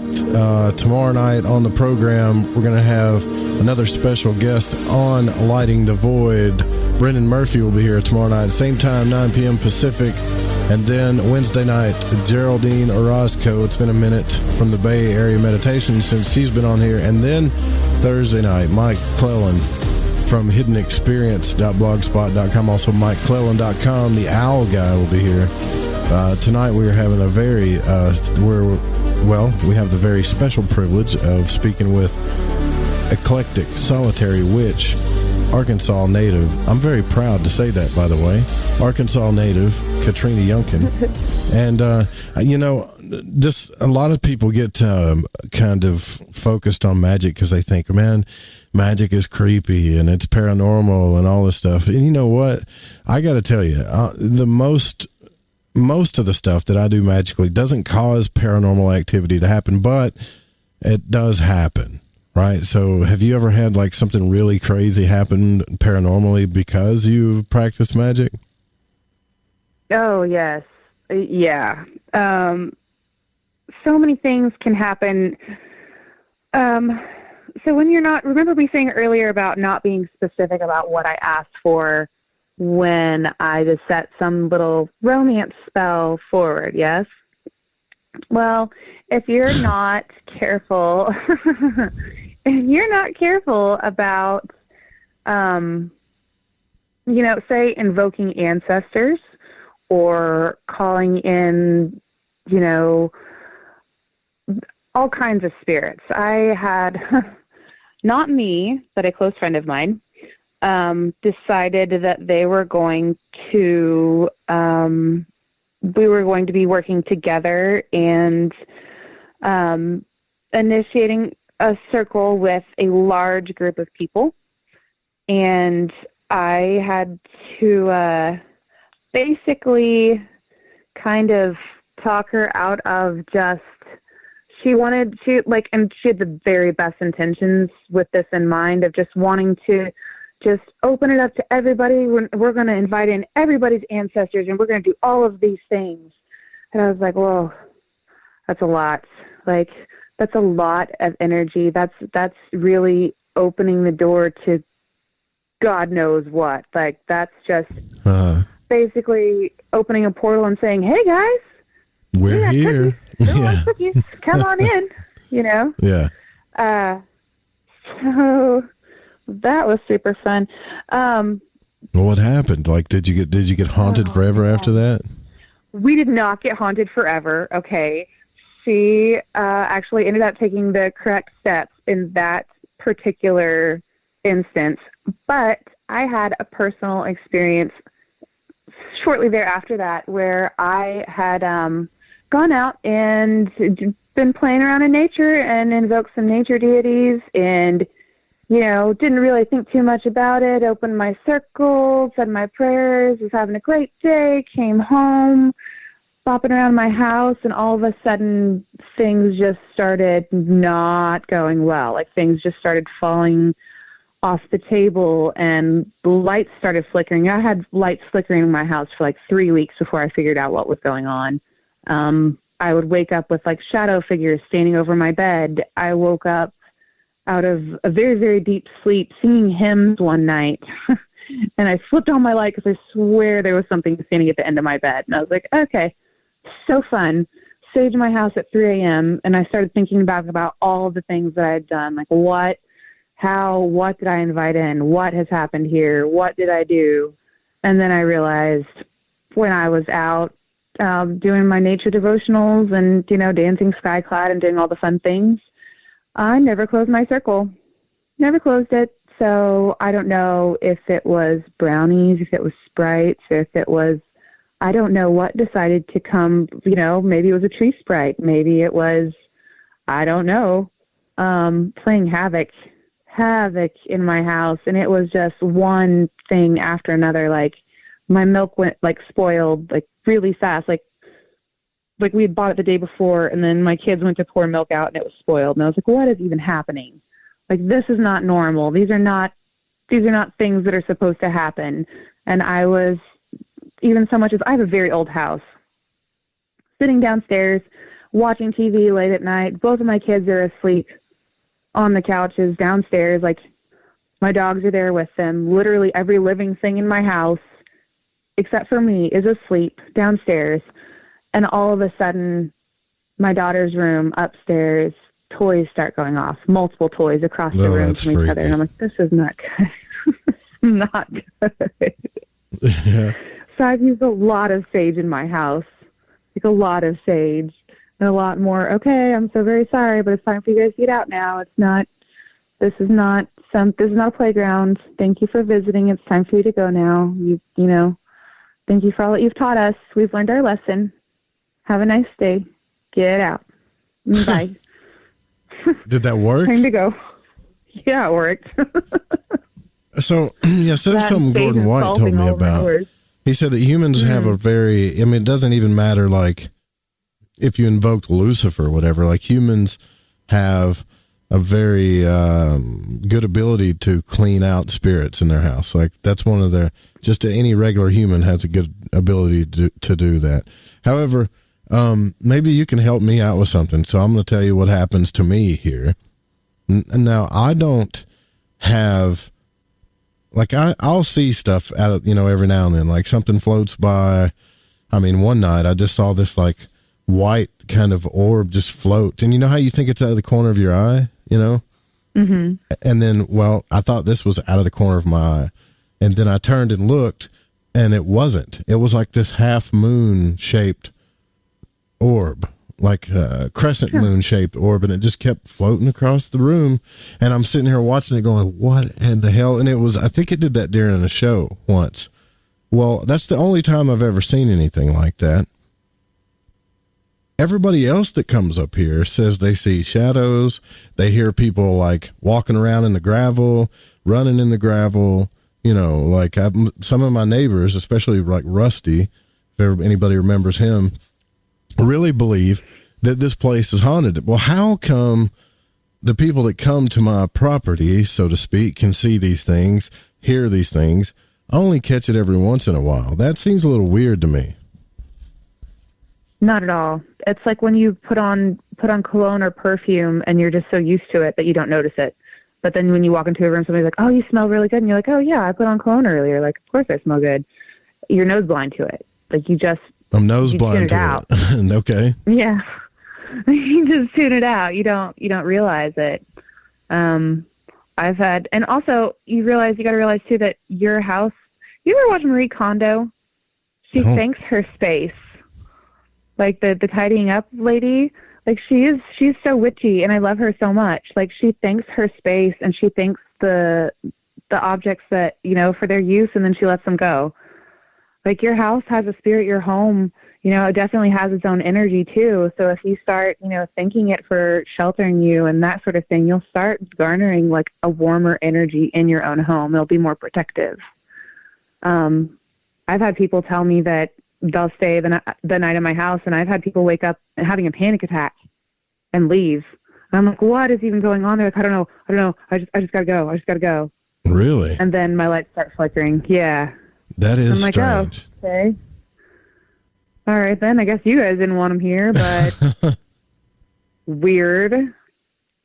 So. Yeah, I mean, that is a little strange to me. I don't know if I could handle that, like if everybody treated me that way. It feels personal to me, right? Like, what's the big deal? Yeah. Like, just, so this is what happened the last time it happened to me when a friend of mine was here. Rusty was talking to me about the Bible and stuff and trying to figure out why I believed a certain way about it. And anyways, he kind of backed up, and you could tell he heard something because his face went white. Usually when somebody's face turns flush or white, they got scared or they saw something. And I'm like, what, dude, what's going on? He goes, you don't hear that? And I said, hear what? He goes, I can hear like little kids running around, like their small footsteps running up. You don't hear it? And he would like literally shush me, like, be quiet, and I'm not hearing anything but, Arkansas crickets and frogs. That's all I'm hearing. Oh my gosh. And I'm like, dude, I don't hear anything. And he's like, I got to go. And so he leaves. Then he comes back, I don't know, a month later and starts talking about how he sees all these shadows and stuff in the studio. And I'm thinking, what the hell are you talking about? Or the garage, and I'm thinking, all right, so I must have something out here. So you're saying that I've become nose blind to it, maybe. Maybe. Maybe. And then it might be residual energy that's just, because they say that, you can have active like spirits, or it could just be residual energy. So someone, walks through their hallway every night for 30 years going to the bathroom. And so every night at the same time, you see a shadow going down your hall, and you don't even see it anymore because you're nose blind to it, because you're so used to that energy just passing through that you don't even see it. It could be something like that, or it could be something being like, hey, we're going to creep this dude out because we don't like him here. And he's not Joe. Joe's cool. This guy's not. So we're going to freak him out until he leaves. Yeah. That very well could be it, because we didn't agree on a lot of things. So maybe that was it. Maybe they were getting tired of his negative energy. But you don't get that, right? Where you live, like people don't call you, like a devil worshiper or anything like that, do they?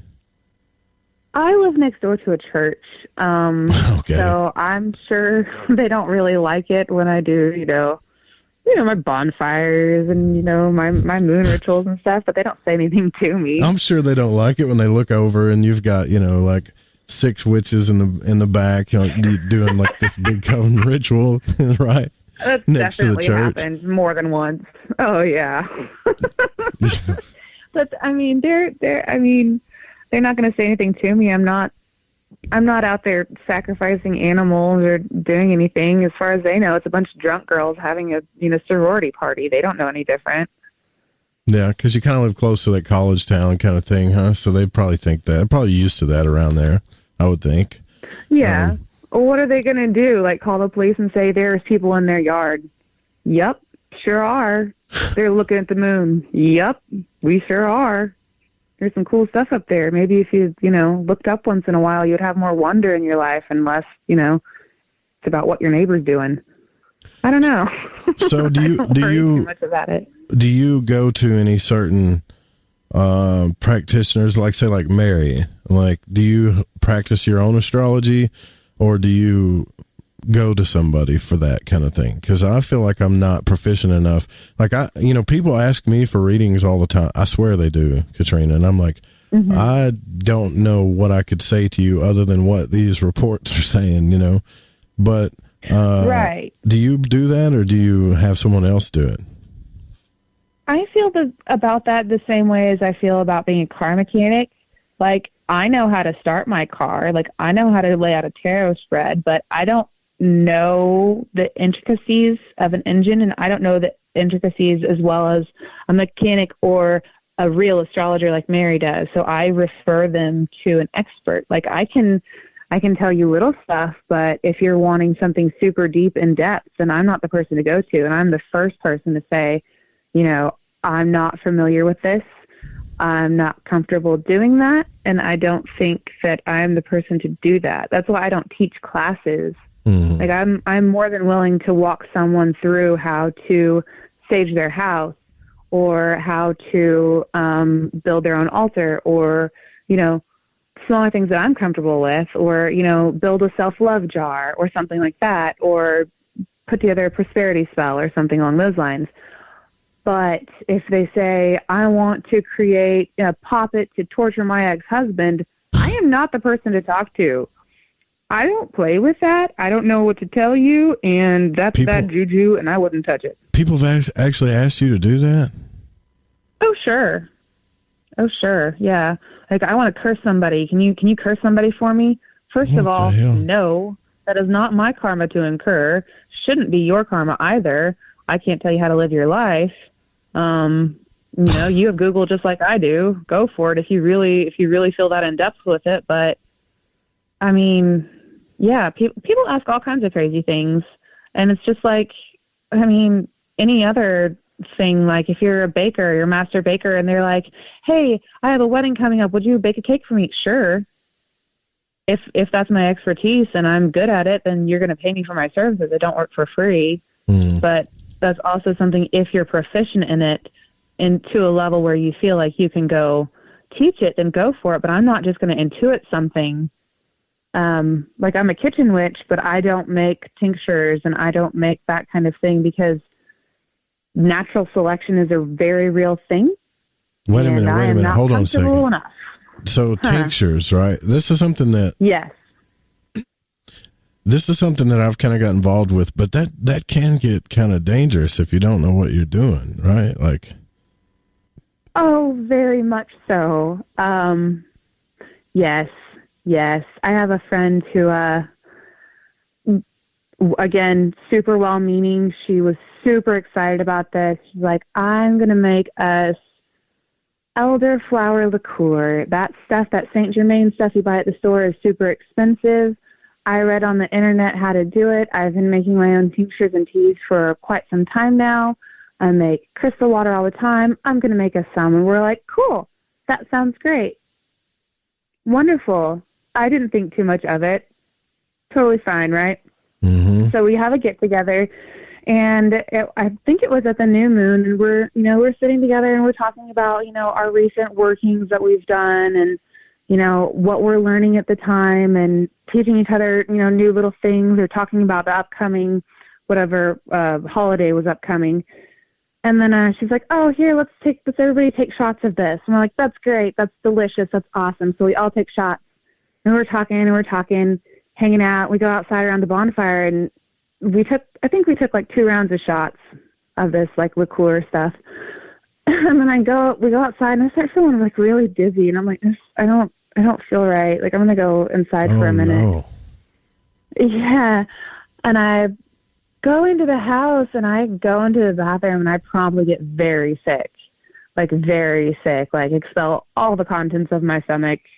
That was like, I'm like done. Exorcist type thing, yeah, right? Yeah. And I come out and I'm like shaking, and I see one of the other girls coming back through, and she's like, "Are you okay?" And I was like, "No, I'm really not okay." And she's like, "I just threw up all over the back."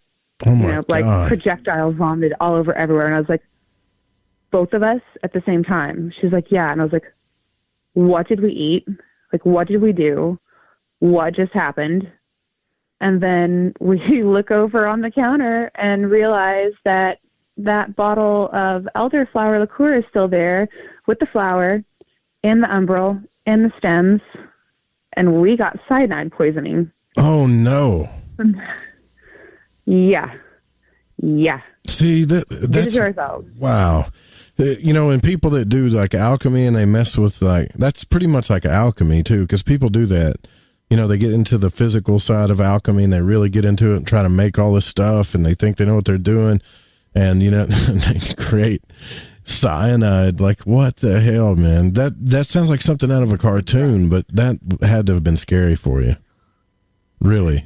We were not right for days. Like, thankfully, both of us, like, I went home and I took activated charcoal and, like, just kind of, like, suffered for a couple of days, and I was not right for quite some time. And I looked up all the symptoms, and I was like, yep, that's exactly what happened. Not fun. So I've been very, very, very careful about any kind of tinctures or teas or anything. I make sure that I know exactly what goes into it, exactly what proportions. Don't mess around. Because I'm not an herbologist. I haven't been taught those things, and well, it's like I got this, Mary talks about this elderberry syrup stuff, right? And, right. I got this thing, and when everybody was getting sick, the school was getting sick. I mean, everybody was getting sick. And, another friend of mine was like, seriously, like, this stuff is, the bee's knees. That's like my favorite phrase, the bee's knees. But, and it did, like, it really cured things. And within 24 to 48 hours, I gave some to my son, mixed it with some orange juice, and then, he felt better. And, so he calls me the other night. This is like the other night. And he calls, this was last night or the night before, I forget. And he said, I'm going to stay with my girlfriend because she's really sick and she's by herself and she's scared, And I'm like, oh, well, I got this stuff, right? So she should take it, because everybody around here has been getting sick, and there's that whole coronavirus thing, and I'm just all freaked out about it. So I'm like, why not give her this elderberry syrup and olive tincture and really boost the immune? And so I get up there and I mix some to him and hand it to him and say, take that into her. And he's like, wait, is this bad for people with, like, thyroid issues? And I just soon realized, like, I'm not a doctor. What the hell am I doing? Right. You know what I'm thinking? Like, what am I doing? And I said, well, I don't know. Look it up. So Corbin looks it up on his phone, and he said, yeah, I think it is. Because we're looking at these articles that say anything that boosts, like, super boosts immune is bad for people with thyroid issues. So I'm like, well, I don't know. So I just told him, I said, look, when in doubt, don't do it. That's the way I look at it. So just don't give it to her. Maybe give her a sip or something, but don't give her the whole thing, And right, yeah. So I think a lot of people, they read a book and then they think they know everything about it, and a lot of times they don't even follow the instructions, and then they end up poisoning a bunch of people. You almost died, that? That's a freaky story. Right, yeah. Yeah. It made me very, very careful. And that's another thing that I worry about too, is a lot of these people that are like, oh, I'm a new age witch, I'm going to put all my crystals into this water and I'm going to just drink it down. I'm like, don't do that. Like, you don't know what the chemical properties are of that. So if you put, the wrong thing into your water, it can dissolve and it can kill you. Like, don't do that. Unless you know exactly what you're doing, don't put it into your body. It's a very, very bad idea.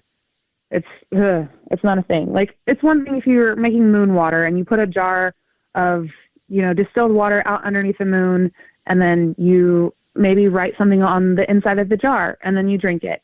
That's great. You've got pure love water or whatever, to give yourself more pure love. But you didn't add anything chemically into your water. All you did was charge it with energy. That's totally fine. But when you start adding in herbs or, maybe this awesome, beautiful gemstone that you got off the internet was tumbled in chemicals and you don't know that, and you put it into your water, you're going to ingest that. And it can make you very, very sick. So, just common sense, man. Like, read the labels. Don't jump directly into things. Protect yourself. Don't open portals that you don't close. It's a bad thing. Like, it comes back to bite you. Yeah. Well, I kind of trust certain people. Like, if a doctor tells me, hey, this is okay, then I'm probably going to do it, But right, because they're a medical professional. That's right. So, yeah, I don't want anybody out there like really thinking that, I don't know. I think after hearing the story that they just look into this stuff a little bit more. That's all, or ask a doctor or a doctor, or somebody that, like knows what they're talking about maybe, and then look into it. I actually had a friend, I think, passed away from practicing alchemy like a long time ago when I started the show. Like I really did. I think, I'm only assuming, but I just think some of the stuff's dangerous sometimes. You just got to be careful. That's all. Magic is dangerous. Some of the stuff's dangerous. That's all. I don't want anybody doing stuff because they listen to the show. I used to talk to you about that all the time. Like, hey, I'm afraid people are going to do stuff because they're listening to the show, Right. And, well, people are going to do stuff if they're going to do stuff, Mm-hmm. Like I said, the internet is, it's hey Siri away from finding any kind of information, even if it's, fake news or, false information. Just cross-check your sources and try not to kill yourself, I guess. Right. With the poisoning yourself by eating plants off the ground that you don't know what they're from. Because even if you're like, I'm going to go wild harvest plantains and wild clover and violets, that's awesome. But did your landlord spray, pesticides all over that stuff? Because if you go harvest that stuff and then bring it in, you're just going to be eating all the poisons that's been sprayed all over it. So unless you know exactly, what's been done to your stuff, or unless you buy it from a supermarket, maybe don't ingest it. Yeah, for sure. Just like be smart about it. That's all. We're at the top of the hour. We'll be right back with Katrina Younkin. Pretty scary story there. Stay with us.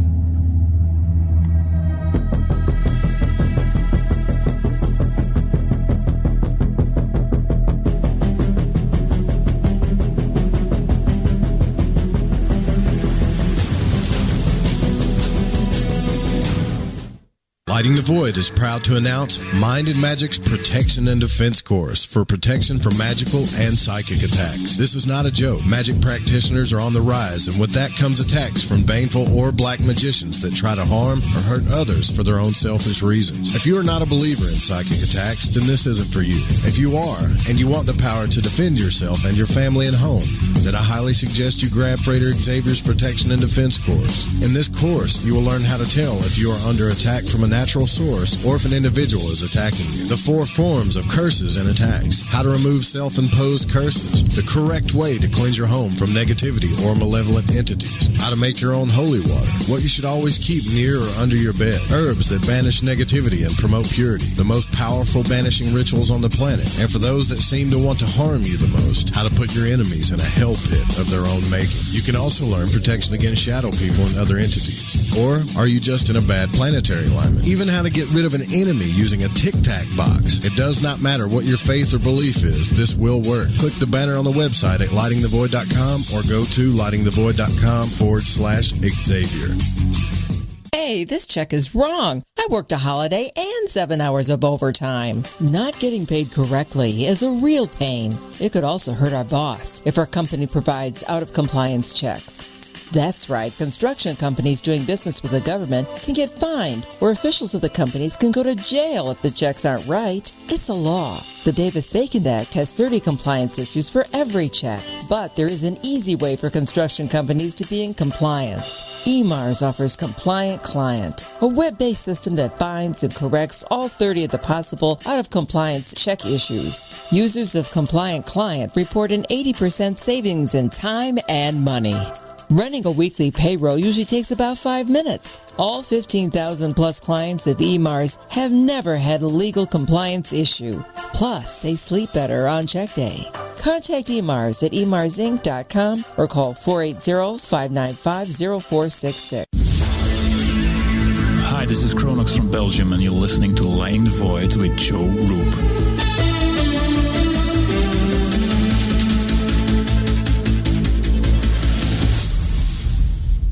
Okay, here we go.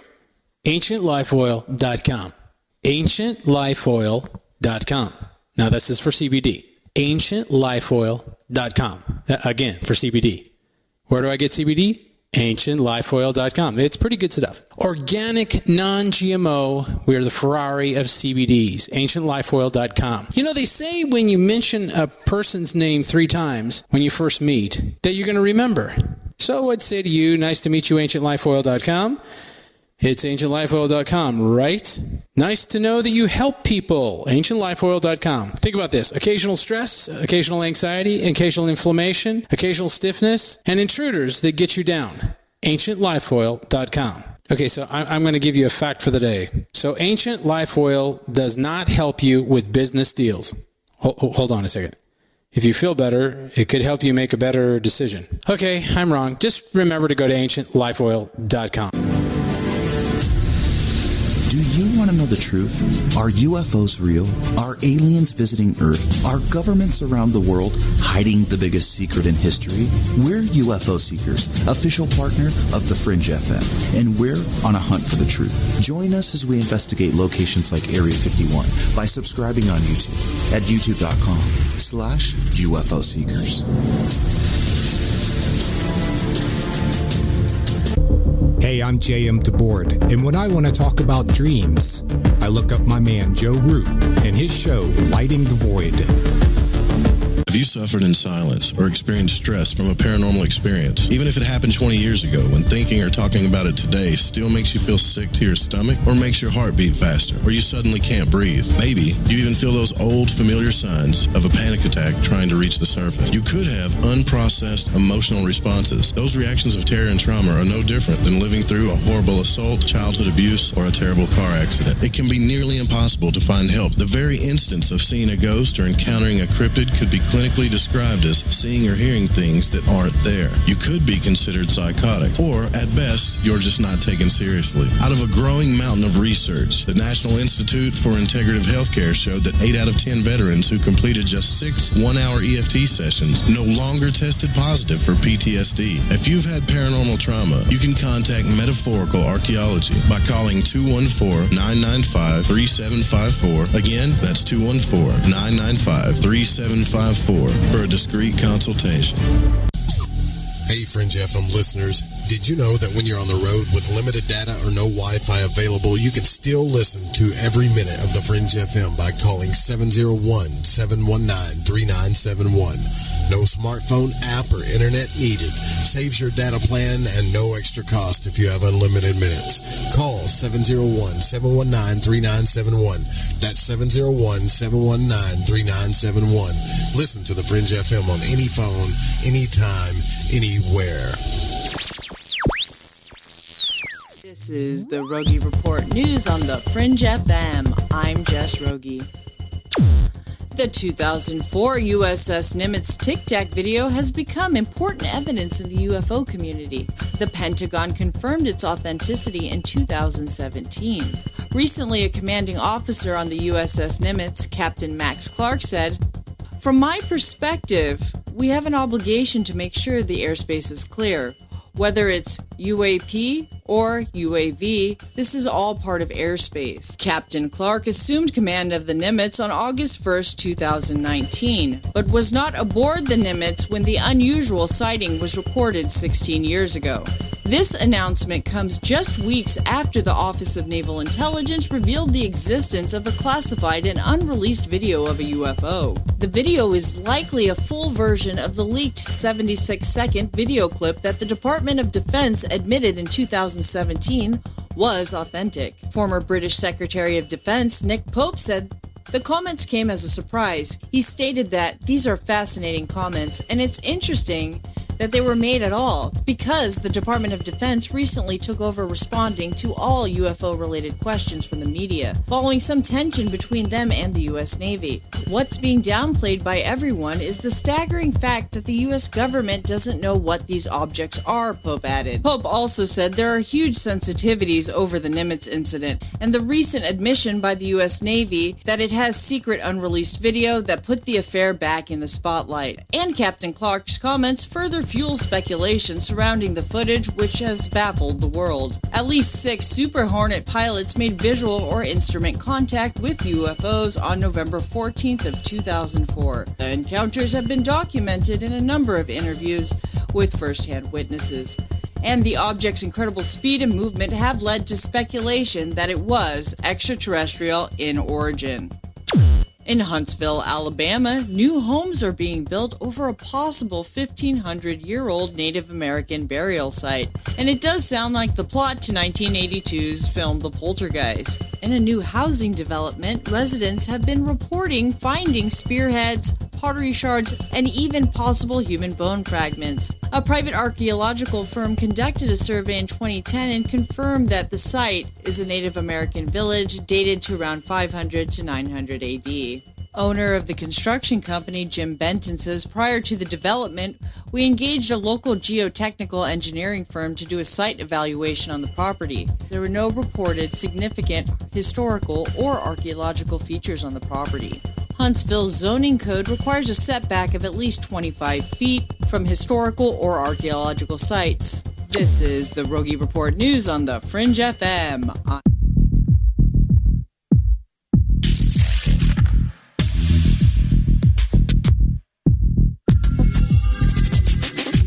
Yoey, ran over the clock there just a little bit. Sorry about that. We're here with Katrina Younkin, Solitary Witch, Eclectic Witch, and Native Arcansan, and Void Walker.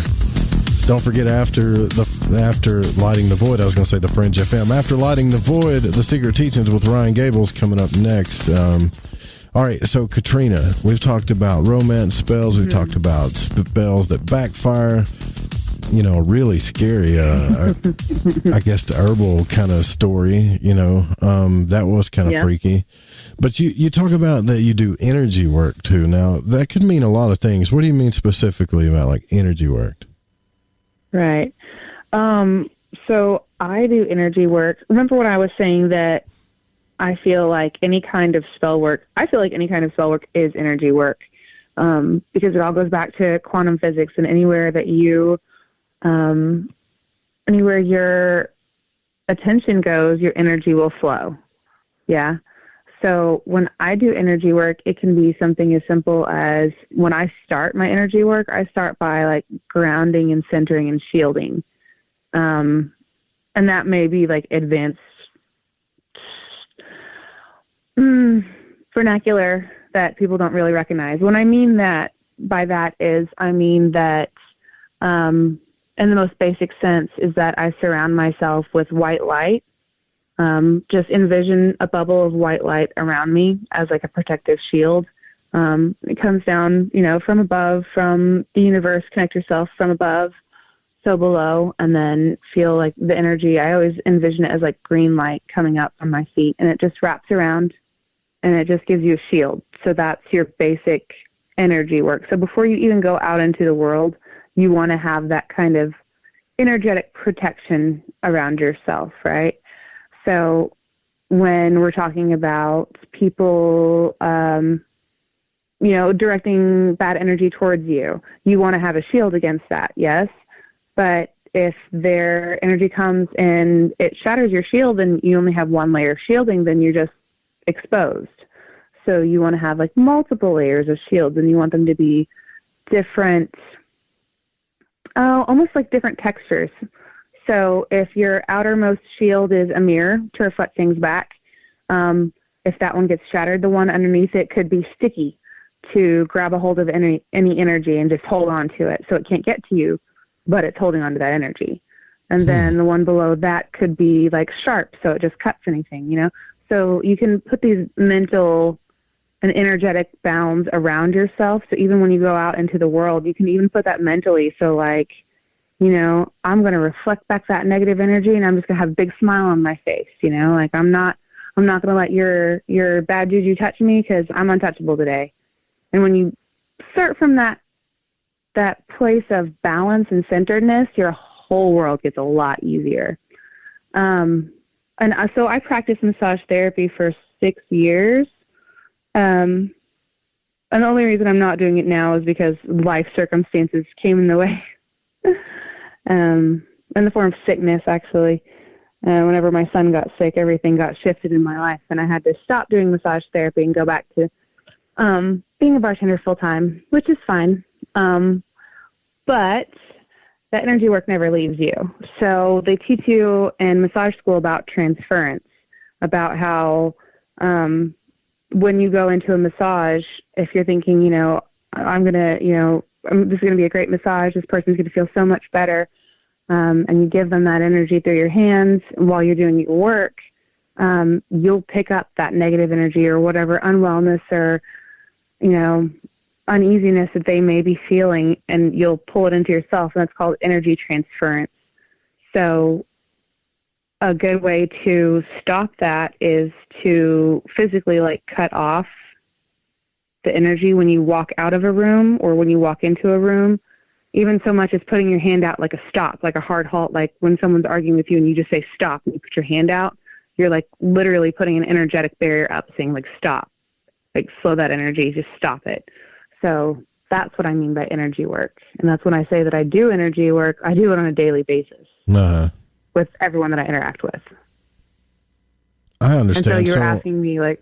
So like in the Golden Dawn, they have this thing called the sign of silence where it's kind of public knowledge, it's protection stuff. And I know Dion Fortune talked about it too, where you do the sign of silence, like the sign of Harpocrat, where you put the finger over your lip and then you project this ball of like light and shield around you. Would that would be you would consider energy work? That would absolutely be considered energy work. Yeah, on a very basic level. Like, and when I say basic, I mean basic as the sun is energy, is basic energy, like very basic primal energy level. Yes, absolutely.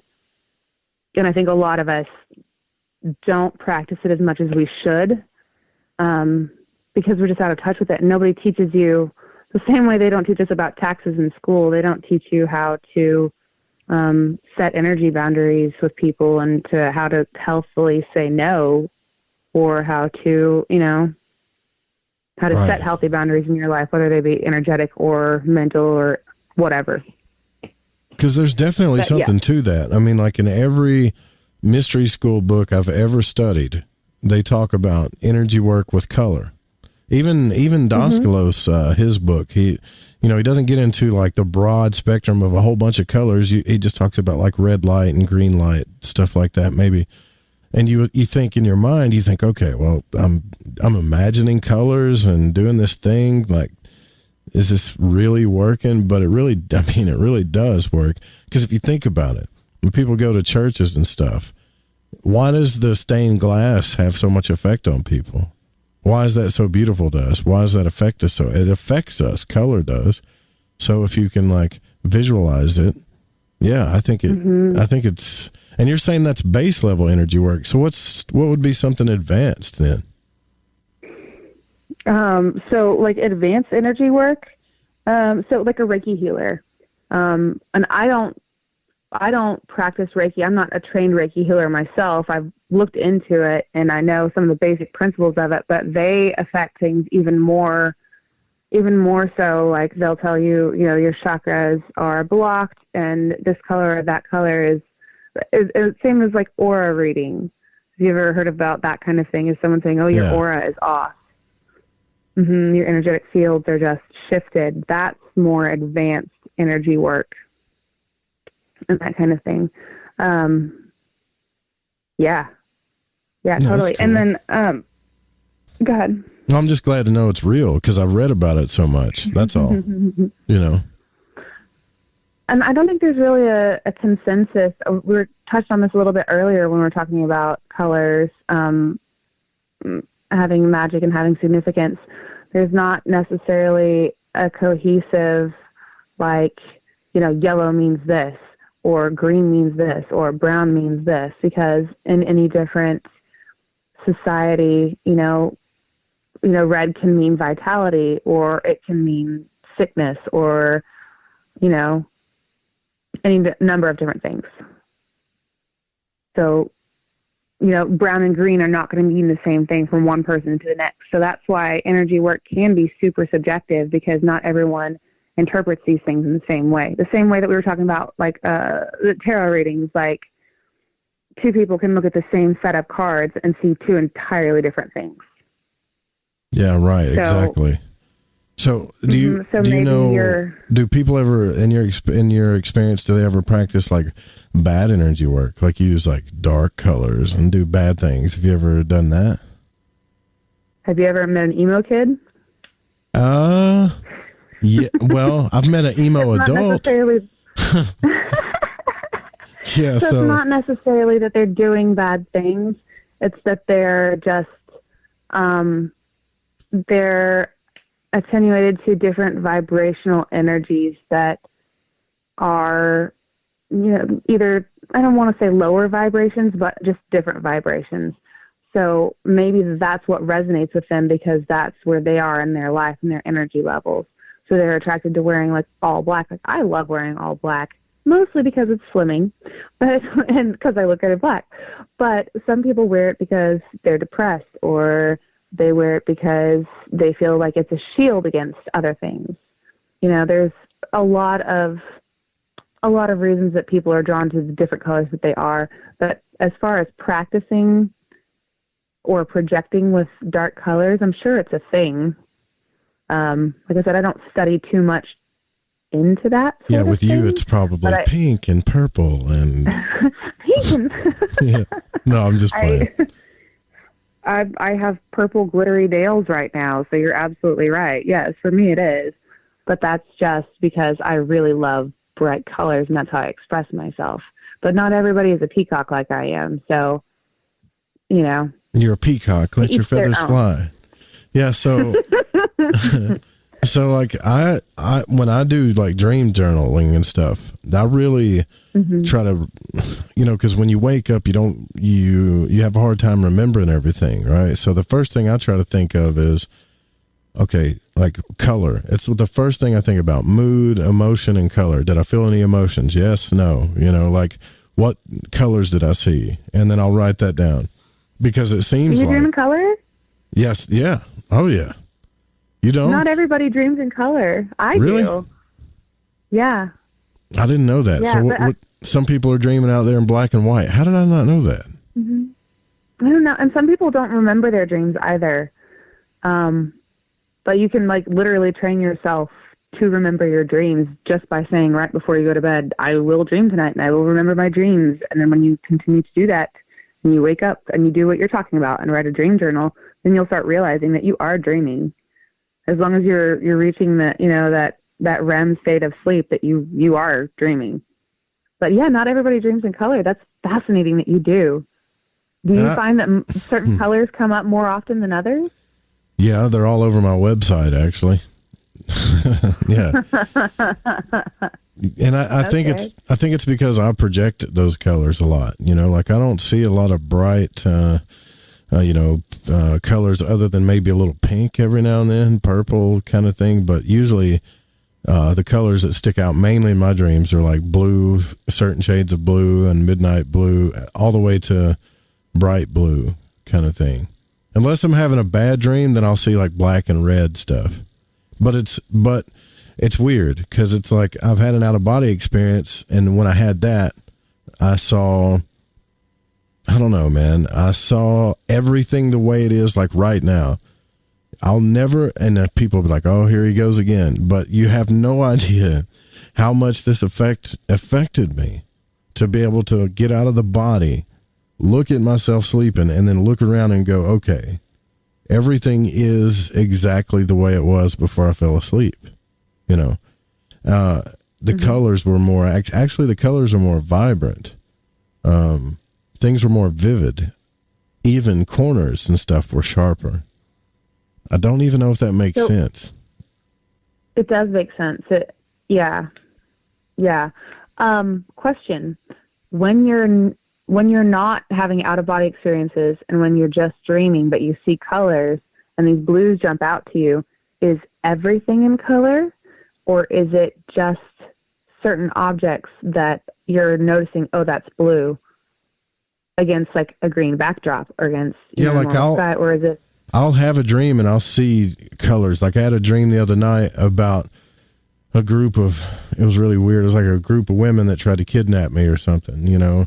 But see, here's the thing. Like I remember seeing regular color. Okay. Like I remember everything was in regular color, but the colors that stick out to me in that dream were like green and brown for some reason. Were they like muddy colors? Like were they like dark colors? Like did they give you like a sick feeling to your stomach, or was it like, you know, that's so weird. Brown? That's so weird that you asked me that does it give you a sick feeling to your stomach? Because one of the people, and these people in this dream, I don't know who they were. I don't recognize them. There was a person in the dream that I recognized, but that's kind of personal stuff. But these people I didn't recognize, you know. And one of them reached down and took out this little, it looked like a little piece of, I don't know. Have you ever seen like what a hit of acid looks like?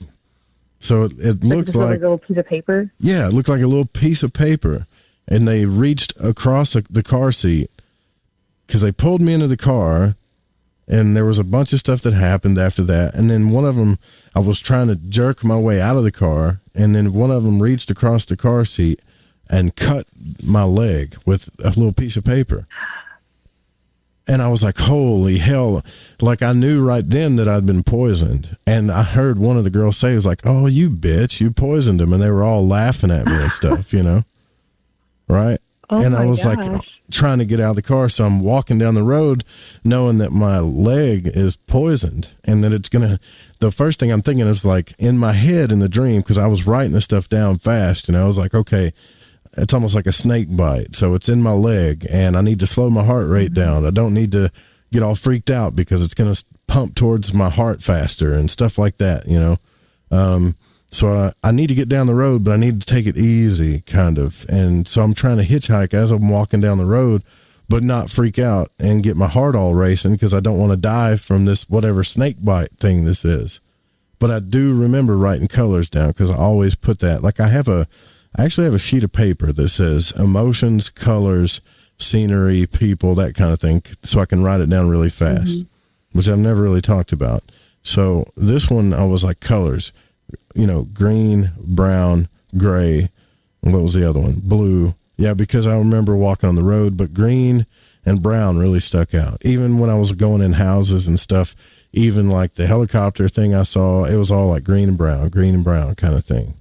So why are you asking if I felt sick? That's weird. If you felt sick? Because a lot of times if you notice patterns in your dreams, or you feel a certain way when someone presents you with something in a dream, it ties into your regular life. Or, you know, someone's presenting you with an opportunity or forcing you to do something that you're not comfortable with, and you know it's not a good situation because it's making you sick. That's interesting. Okay. So I used to have dreams where people were holding me down and like injecting me. I have this horrible fear of needles. Horrible fear of needles. Like I can't watch any of the Saw movies, any of that gory. I just can't. I would have dreams where people were holding me down and like injecting stuff, my like stuff into my veins with needles. And like every time I would see this person stand up and turn towards me, I would just get this really sick feeling in my stomach.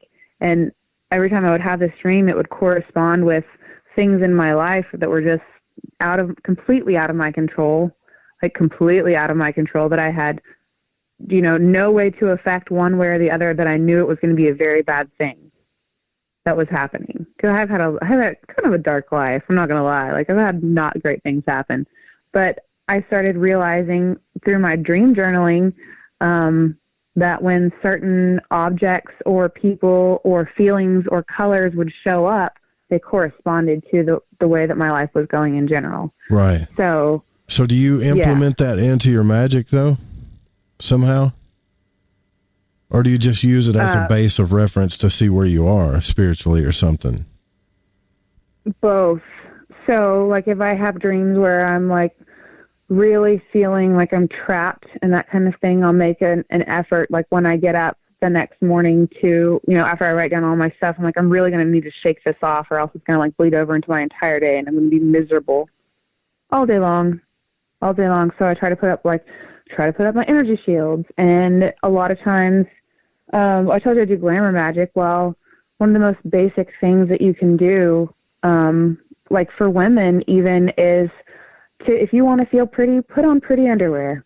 Nobody else is going to see it, but you will, and you will feel attractive from, the very base layer of your clothing out. So I will, pull out one of my prettiest, under things, and then I'll tuck some crystals in my bra, and I'll go about my day. You tuck crystals in your bra? That really helps you? Oh, all the time. My coworkers laugh at me constantly because they're like, "What crystals do you have today?" And I'm like, "Well, I've got this and this." Yeah. So I keep like little heart-shaped ones over my heart, or if I'm feeling, like I need inspiration, or if I feel like if I have bad dreams, I'll put like a little tiger's eye, like I'll tuck that next to my heart or something to give myself strength, or to, whatever those stones or those crystals signify to me. Then I'll just keep it close. And it's not even anything that I do overtly to show the world I'm doing this, I'm this, witch or whatever. I know that I have it there. And it just helps me, like I said, like that one little tiny thing that just reminds you that, people that wear a cross, because it helps them boost their faith when they really reach down, they feel it, and they're like, oh, God is with me.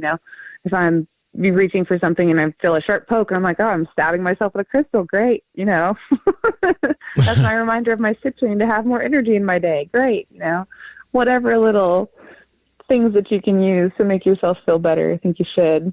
But absolutely, I've found that if I can, it's more of the shadow work, is realizing where you're having struggles in your life, and your dreams can tell you a lot of where your struggles are, like big time.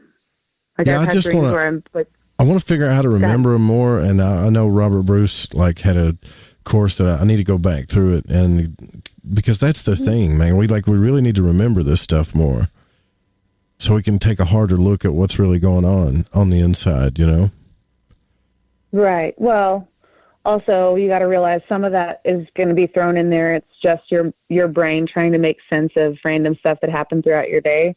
So just because you see a purple giraffe doesn't mean that, it could not mean anything. You don't think it means anything? So you think that some of the dreams we have mean something, and then, some of them are just your brain just kind of dishing out stuff. Yeah. But that's why I write down a lot of my stuff, and I pay attention to, like you were saying, about colors and situations and how things make you feel. Specific people who pop up regularly in your dreams, pay attention to that. Pay attention to what they say, how they say it. I really hate it that sometimes I'll dream about my ex-husband. So. Oh, you do now? I always know. I have a lot of dreams about my son.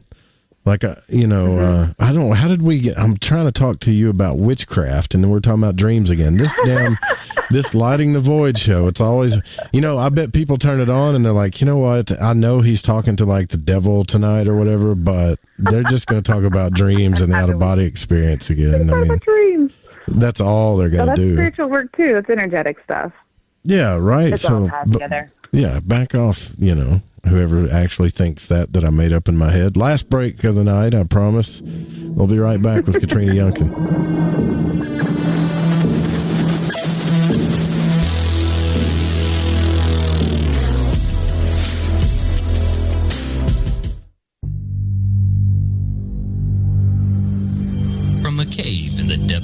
mind. It's Lighting the Void with Joe Roop. The Fringe FM isn't just a radio station. We also provide services for all your audio production needs. If you are interested in live radio or pre-recorded podcasts, we're here to help. We even do audio enhancements and voiceovers if needed. If you want to do a podcast or live radio show and even want the option to syndicate on terrestrial radio, from simple audio file enhancement to live production and call screening, we have you covered. We have worked with some of the best professionals in the business in order to provide coaching instruction for content creation, show structure, and more.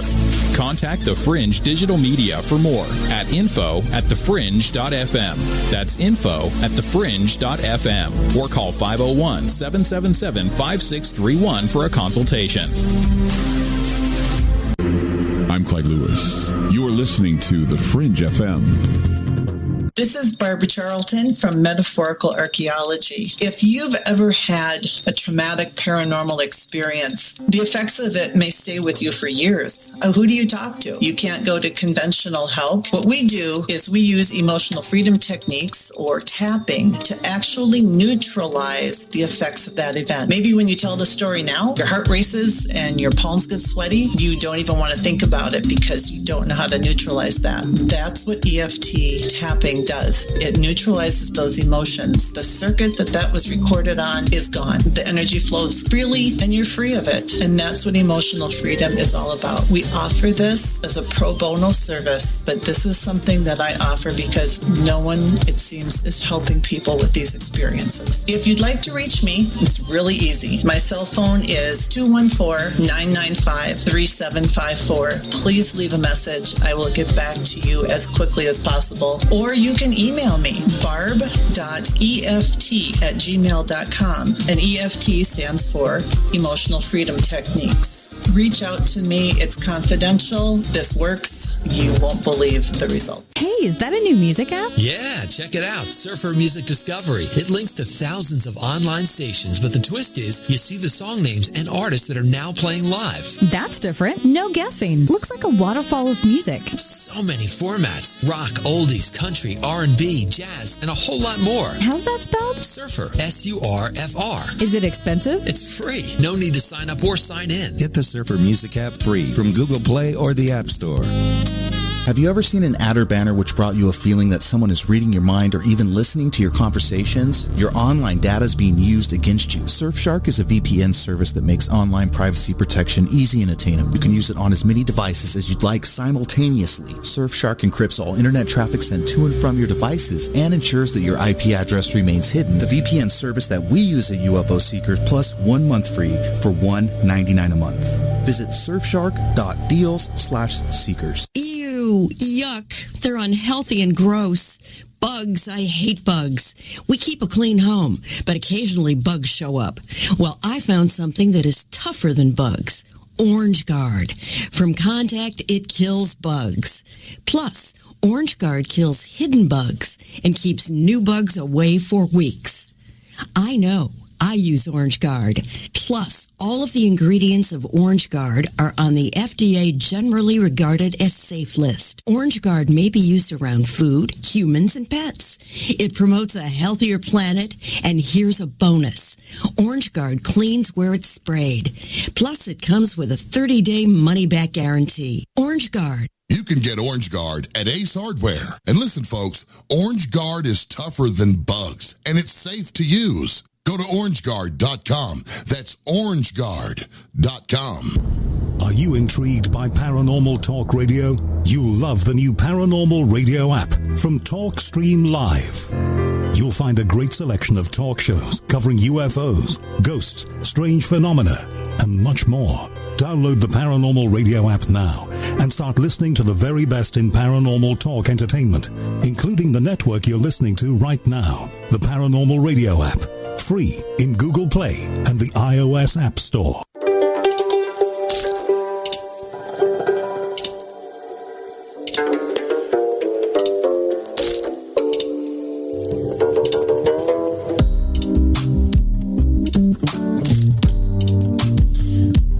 The famous DJ from Belgium, Chronox. Also, we're going to be playing a little bit more from Stevie tonight. He's, well, not tonight, but throughout the show, because he's a void walker, and I listen to some of his music, and it's cool, too. So, yeah, if you like the music, go to chronoxofficial.com.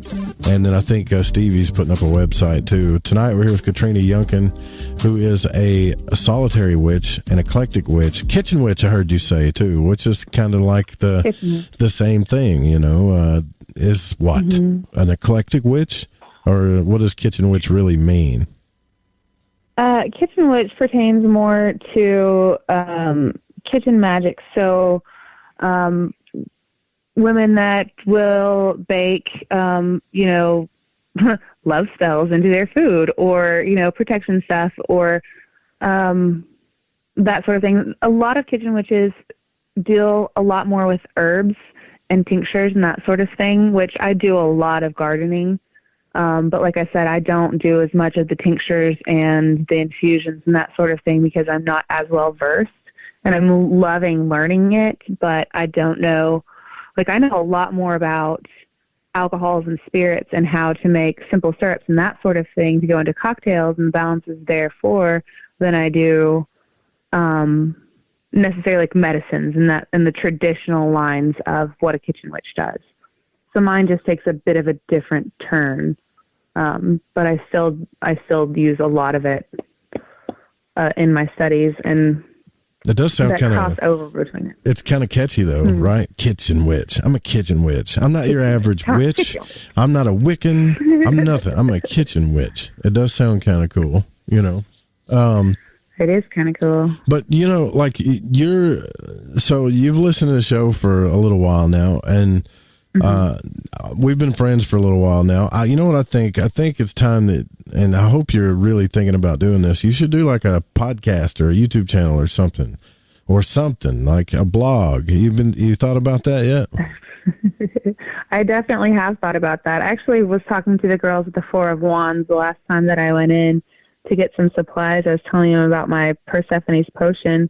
She was like, well, why don't you do this on YouTube and show all these people, because it's based upon that particular drink is based upon Persephone's story, because Persephone is the goddess of spring, so the drink smells like flowers and it changes colors like magic, because when Kor got abducted by Hades and went to the underworld, she changed her name to Persephone.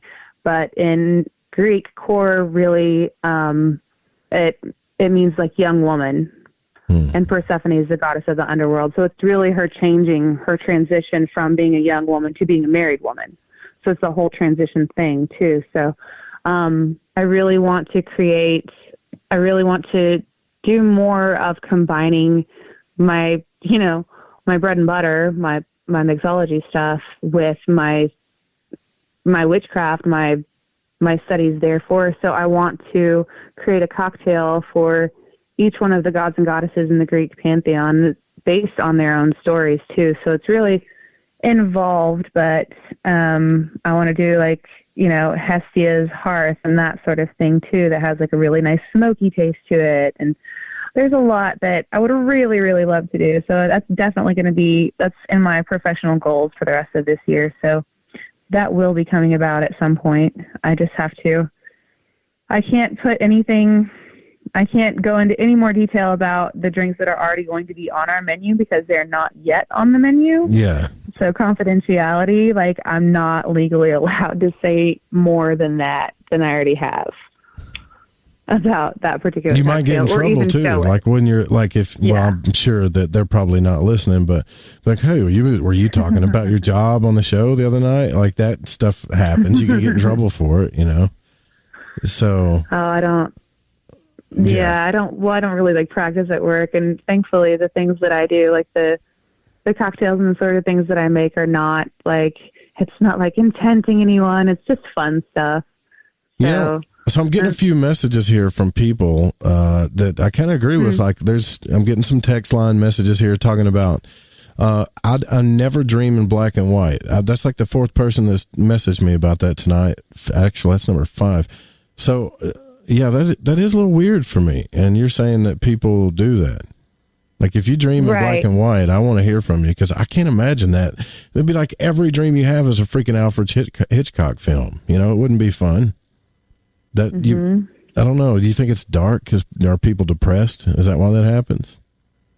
I wonder. I don't think so. I think it's the different filters that they're seeing it through. I know some of my repetitive dreams that I have, some of them are in black and white. They're not in color at all. And then some of my dreams that I have, only one or two things are in color. Like, there's one dream where I'm wearing a red helmet, like a bicycling helmet. That's the only color that I can remember in the entire dream. And I remember really hating this helmet and really hating having to wear it, but I don't remember much more about it. But yeah, that's also realize that people who are creative and people who are more open-minded tend to dream in color more than others. People who are artists. I'm an artist and I'm open-minded. Sorry, you keep going. Go ahead. You're like, no, tell me more. So people who are, explore more unconventional things in their life, or are opening to listening to, things about witchcraft or things about Bigfoot, or, learning more about mythology and that sort of thing. They tend to be more creative. And they tend to have more vivid dreams, and they tend to remember their dreams more, and they tend to dream in colors. So that doesn't really surprise me that your void walkers are like, no, I always dream in color. Yeah, we all dream in color here. Most of us anyways. Night Stalker said, where was this girl on Valentine's night? Hey, dude, I can't help you there, Like, he's talking about he was talking about, that was back in Valentine's Day. What were you doing Valentine's night? How come you didn't call in and bid on the Night Stalker? He wants to know. You were preoccupied. I was making my devotions to Aphrodite. Yeah, she couldn't do that. I was doing candle magic, man. Mm-hmm. She was busy doing her magic, Night Stalker. So, get over your bad self. You had a lovely date, by the way. I think y'all are going to go out on a second date, so you'll be fine, Yeah, I'm super interested in this because I feel like that's kind of what I'm doing. That's why I wanted to have you on the show. I know there's a lot of people that are doing this. I talked to Nish about it. I've talked to, I don't know how many people that feel like, there's all these systems of magic and stuff to study, and there's all this stuff to learn, but we're all kind of pulling what we are most attracted to out of it. And I think that's okay. It has to be okay, right? Because why would you not develop your own style and your own sense of magic? It would make sense to me to do that, right? Well, absolutely, yeah. And it's kind of like putting a puzzle together too, and finding all of these different things that, what works for me might not work for you, because you have different talents and different filters and different life experiences. So, where I'm able to have absolute belief in the Fae or Aphrodite or whatever, you might go, no, not feeling it, and where you may have great faith in, maybe you're a UFO seeker, maybe you have all these things, and I'm like, I don't really jive with that. I don't understand, We all have our own strengths. Night Stalker's still talking about this. He's like, well, she didn't seem too receptive. Like, he's like focused on that. Me? Dude, come on. Yeah, you're mad? You're already, are you mad, Night Stalker? You come to the Ozark conference and meet her. She'll probably come hang out with us for a minute if you're not bartending. Come hang out with me. I'll light a candle for you, darling. Yeah, don't even worry about it. Yeah, there you go. I'm glad that you and I got to talk about this stuff, because I feel like at least once a month I should talk to my listeners. But here's the thing that I'm starting to learn, that like my listeners are like way ahead of the game than I am in a lot of ways. And they're like, oh yeah, well I do this stuff. And then they end up teaching me things, like you've taught me things. And I'm going to admit something, that back in the day, I really I was reading about the ancient gods and stuff on the air, and I won't say which episode, but I was reading the words and I said Persephone on the air, and nobody caught it, I don't think. That's terrible, isn't it? I bet I sounded like a moron. No, not necessarily. And the goddess Persephone. Come on. So that's what you're into, is like the the archetypes of the goddesses and stuff, huh? Right. It's just what I'm particularly drawn to because I really like the transition, like I said, from that because I feel like I have a lot of synchronicities for me in my own life of moving forward. Because I had kids really young too, so I went from being a kid to being an adult really fast. Like I had my son when I was 19. So, like, you know, that kind of transition, that kind of like steep learning curve. Yeah, really drawn to it. Plus, I love the idea of being a goddess of spring for half the year and then, like, being a queen of the underworld with all these doggies. Yeah, I'm there for it. Sounds great. Like, it sounds like a great life. Can you teach us a quick, like a spell, like an easy one? Can I teach you a put quick, you on the easy spot? spell? Yeah, like just an easy spell to do. Like maybe something that we could say and just quickly do one, like a bewitched kind of spell. It's kind of not how it works. Well, come on. Give me something here. Oh, come on. No, I really can't. So I'm That's not going to. Terrible. I can't believe you're not going to teach us a spell. So no, you're just being responsible. Nope. That's all. Well, I'm not a dancing monkey, darling. That's not how that works. Well, you know what? You should try being me because that's exactly what I am. Take a night off and you're no longer, nobody likes you anymore, you know? How dare you? Seriously. You gotta, the show must go on kind of thing, you know? So, so I do think that you should really share what you're going through though. I feel like a lot of people should do that, especially when they practice magic or they're getting deeper spiritually and they're learning who they are and they're developing their own style. Because I feel like, and I could be wrong here, but I feel like if you share that, then you kind of give permission for other people to do that. You know, I'm not saying you have to, Katrina, you know what I mean, but I think it's valuable to people, if that makes sense. Sure, well, I will definitely let you know when the next thing blows up in my face and in the most dramatic fashion, because it happens more often than not. Really? But it's rather entertaining. Oh, yeah. That would be entertaining. I think a lot of people would watch that, like YouTube channel, like this girl that practices magic, and when the spells totally blow up in her face, they want to hear about it. I mean, calamity of the week. That would be so fun. It would be more real than talking to everybody who seems to be a super expert in everything all the time. You know? Right. I love listening to your super experts, but yeah, I am totally willing to be that person. You guys can watch me trip and fall on my face. I'm here for it. It's good. But if there was a style of magic that you think you've perfected, that you've gotten actually good at, would it be love magic or glamour magic or protection? I mean, which one do you feel like the most confident in, you think? Do I feel most confident in? Mm-hmm. Probably protection magic or love magic, because I'm love magic, really? People, not for me. Not for me, because I am cursed. So but for other people, yes. A lot of people come to you for love spells. Yes. Yeah, might want to watch out for that after the show. People are going to be trying to find you, like, where's this girl's website? Where's she at? I need a love spell, you know? You guys can message me if you want, but I make no promises. Like, I don't know if it's going to blow up in your face or not, right? Right, it's about a 50-50 chance, but it'll be fun to watch, so... You know what's horrible, though, that I really kind of read about that I think is terrible? Is breakup spells. Why in the hell would you cast a spell for somebody to break up? Like, that's not just a real thing. That's a big thing. Because you're addicted to drama? Yeah, there's a huge market for that. Like, break somebody else up so that I can have them. That's not something you want. You don't want damaged goods. Let that just end itself. Here's a question that I could use help from Dr. Bombay. It would be good. That's got to be something going on in the chat. I don't know what you're talking about. Be more specific. Y'all stop joking in there. Joe Root, people are colorblind in waking life. It makes sense there would be a dream equivalent, maybe. Yeah, but I mean, there's also people that talk about how they're colorblind, but they have colored dreams, so I don't really get what you're saying there.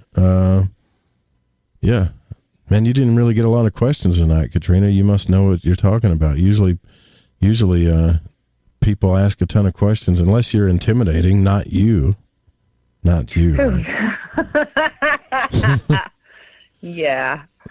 I find that as a little bit of a curse too, honestly. You intimidate people, and then people never really get close to you because they're afraid to, kind of thing.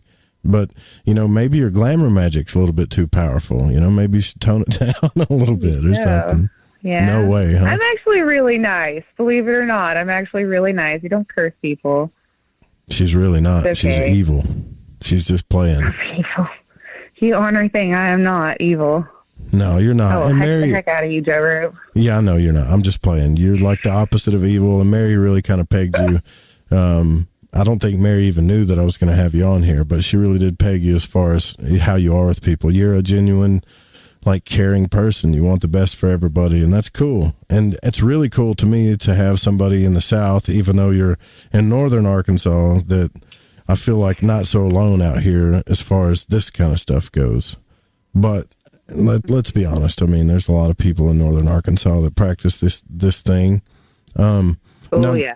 Do you do a lot of ritual magic, though? Like the kind of stuff we talk about? I don't want to call it high magic because people get offended when I say that, but more like where you go through a series of banishing rituals and do ceremonial stuff? Yeah.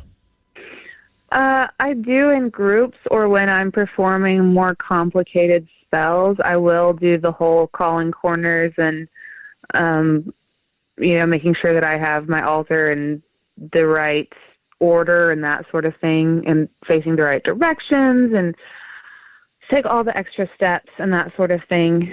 But I do that kind of stuff, but a lot of that calls for more than just one person. And I'm not super comfortable working with large groups of people, or even, you never know what energy someone is bringing to your circle. You never know for sure. Especially when you let people get that close to you and you're doing something as intimate as working spells or magic with them and sharing your faith and your energy with them. So I've mile-high walls, Joe, mile-high walls. No, I think it's smart to be energetically inclined like that. One of the first things, and I bring the Golden Dawn up quite a bit, but they have these things called flying rolls in the Golden Dawn that you can read. And it was like these papers or reports that the magicians would put out or whatever. And the flying rolls would say to be careful about that. Like if someone comes to you and asks you to break a spell or something, that they would even use visualizations of Odin fluid or something like that, to where they would cut off energy with people. It was really important to them to make sure that not only did you close your circles properly and stuff like that, but anytime you did work with somebody else, that you visually cut that energy off from that person so it doesn't come back to you, So I think it's important. Right. I think it's real important. Right. I think that's smart. I had someone ask me, 2 weeks ago, if I would do a seance with them, and I just, nope, I don't do that. I don't. She's like, I just want to contact my mom. And I was like, there's no guarantee that that's who's going to come through. And I don't, nope, no thank you. Not going to do it. Not my cup of tea. Yeah, right. Not going to do all that. We're not going like Penny Dreadful on folks here. Oh, Lord, no. People get into the dark stuff. I got a question from a message here. It says, do you do planetary magic? Like, do you do daily sigils or do daily planetary work? Do you work with the planets a lot? On the macro level, I don't, because I don't feel like I know enough about it yet. That's one of those things that I aspire to do down the road, but that's messing with big energy. Mm-hmm. And I am a lot more comfortable working on the micro level than the macro. So I will tweak things and nudge them in one direction, but I'm not pulling down planetary forces unless I have, big reasons to do so. Like, I think I've only done it once.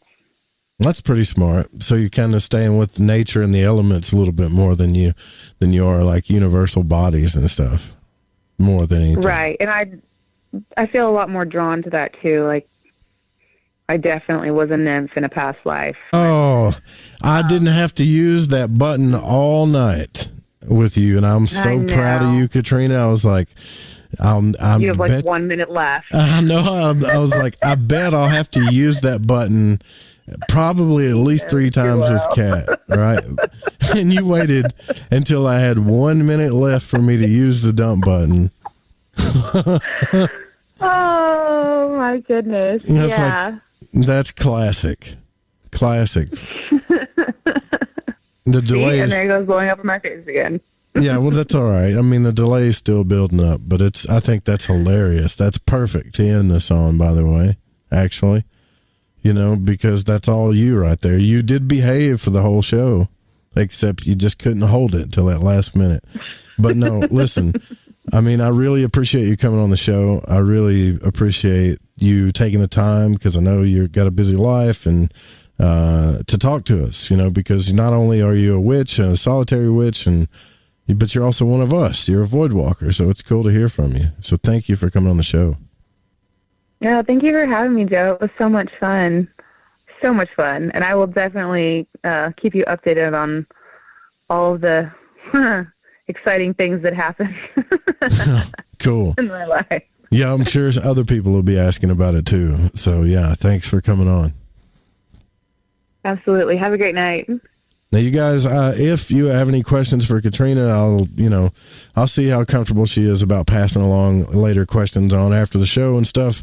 You know, don't forget, tomorrow night we're going to have Mr. Brendan Murphy on. It's going to be a cool show. And then we're going to have Geraldine Orozco and then Mike Clellan. So it's going to be a cool week. And please don't copy the show without written permission. And I want to thank Pacho, the main executive producer of the show. Also, everybody over at the Fringe FM, Amanda, Barbara, Jeremy Scott. Yeah, all of you guys in the Fringe FM chat. We'll see you guys same time tomorrow night. The Secret Teachings with Ryan Gables coming up next if you're listening on the Fringe FM. You guys have a good night.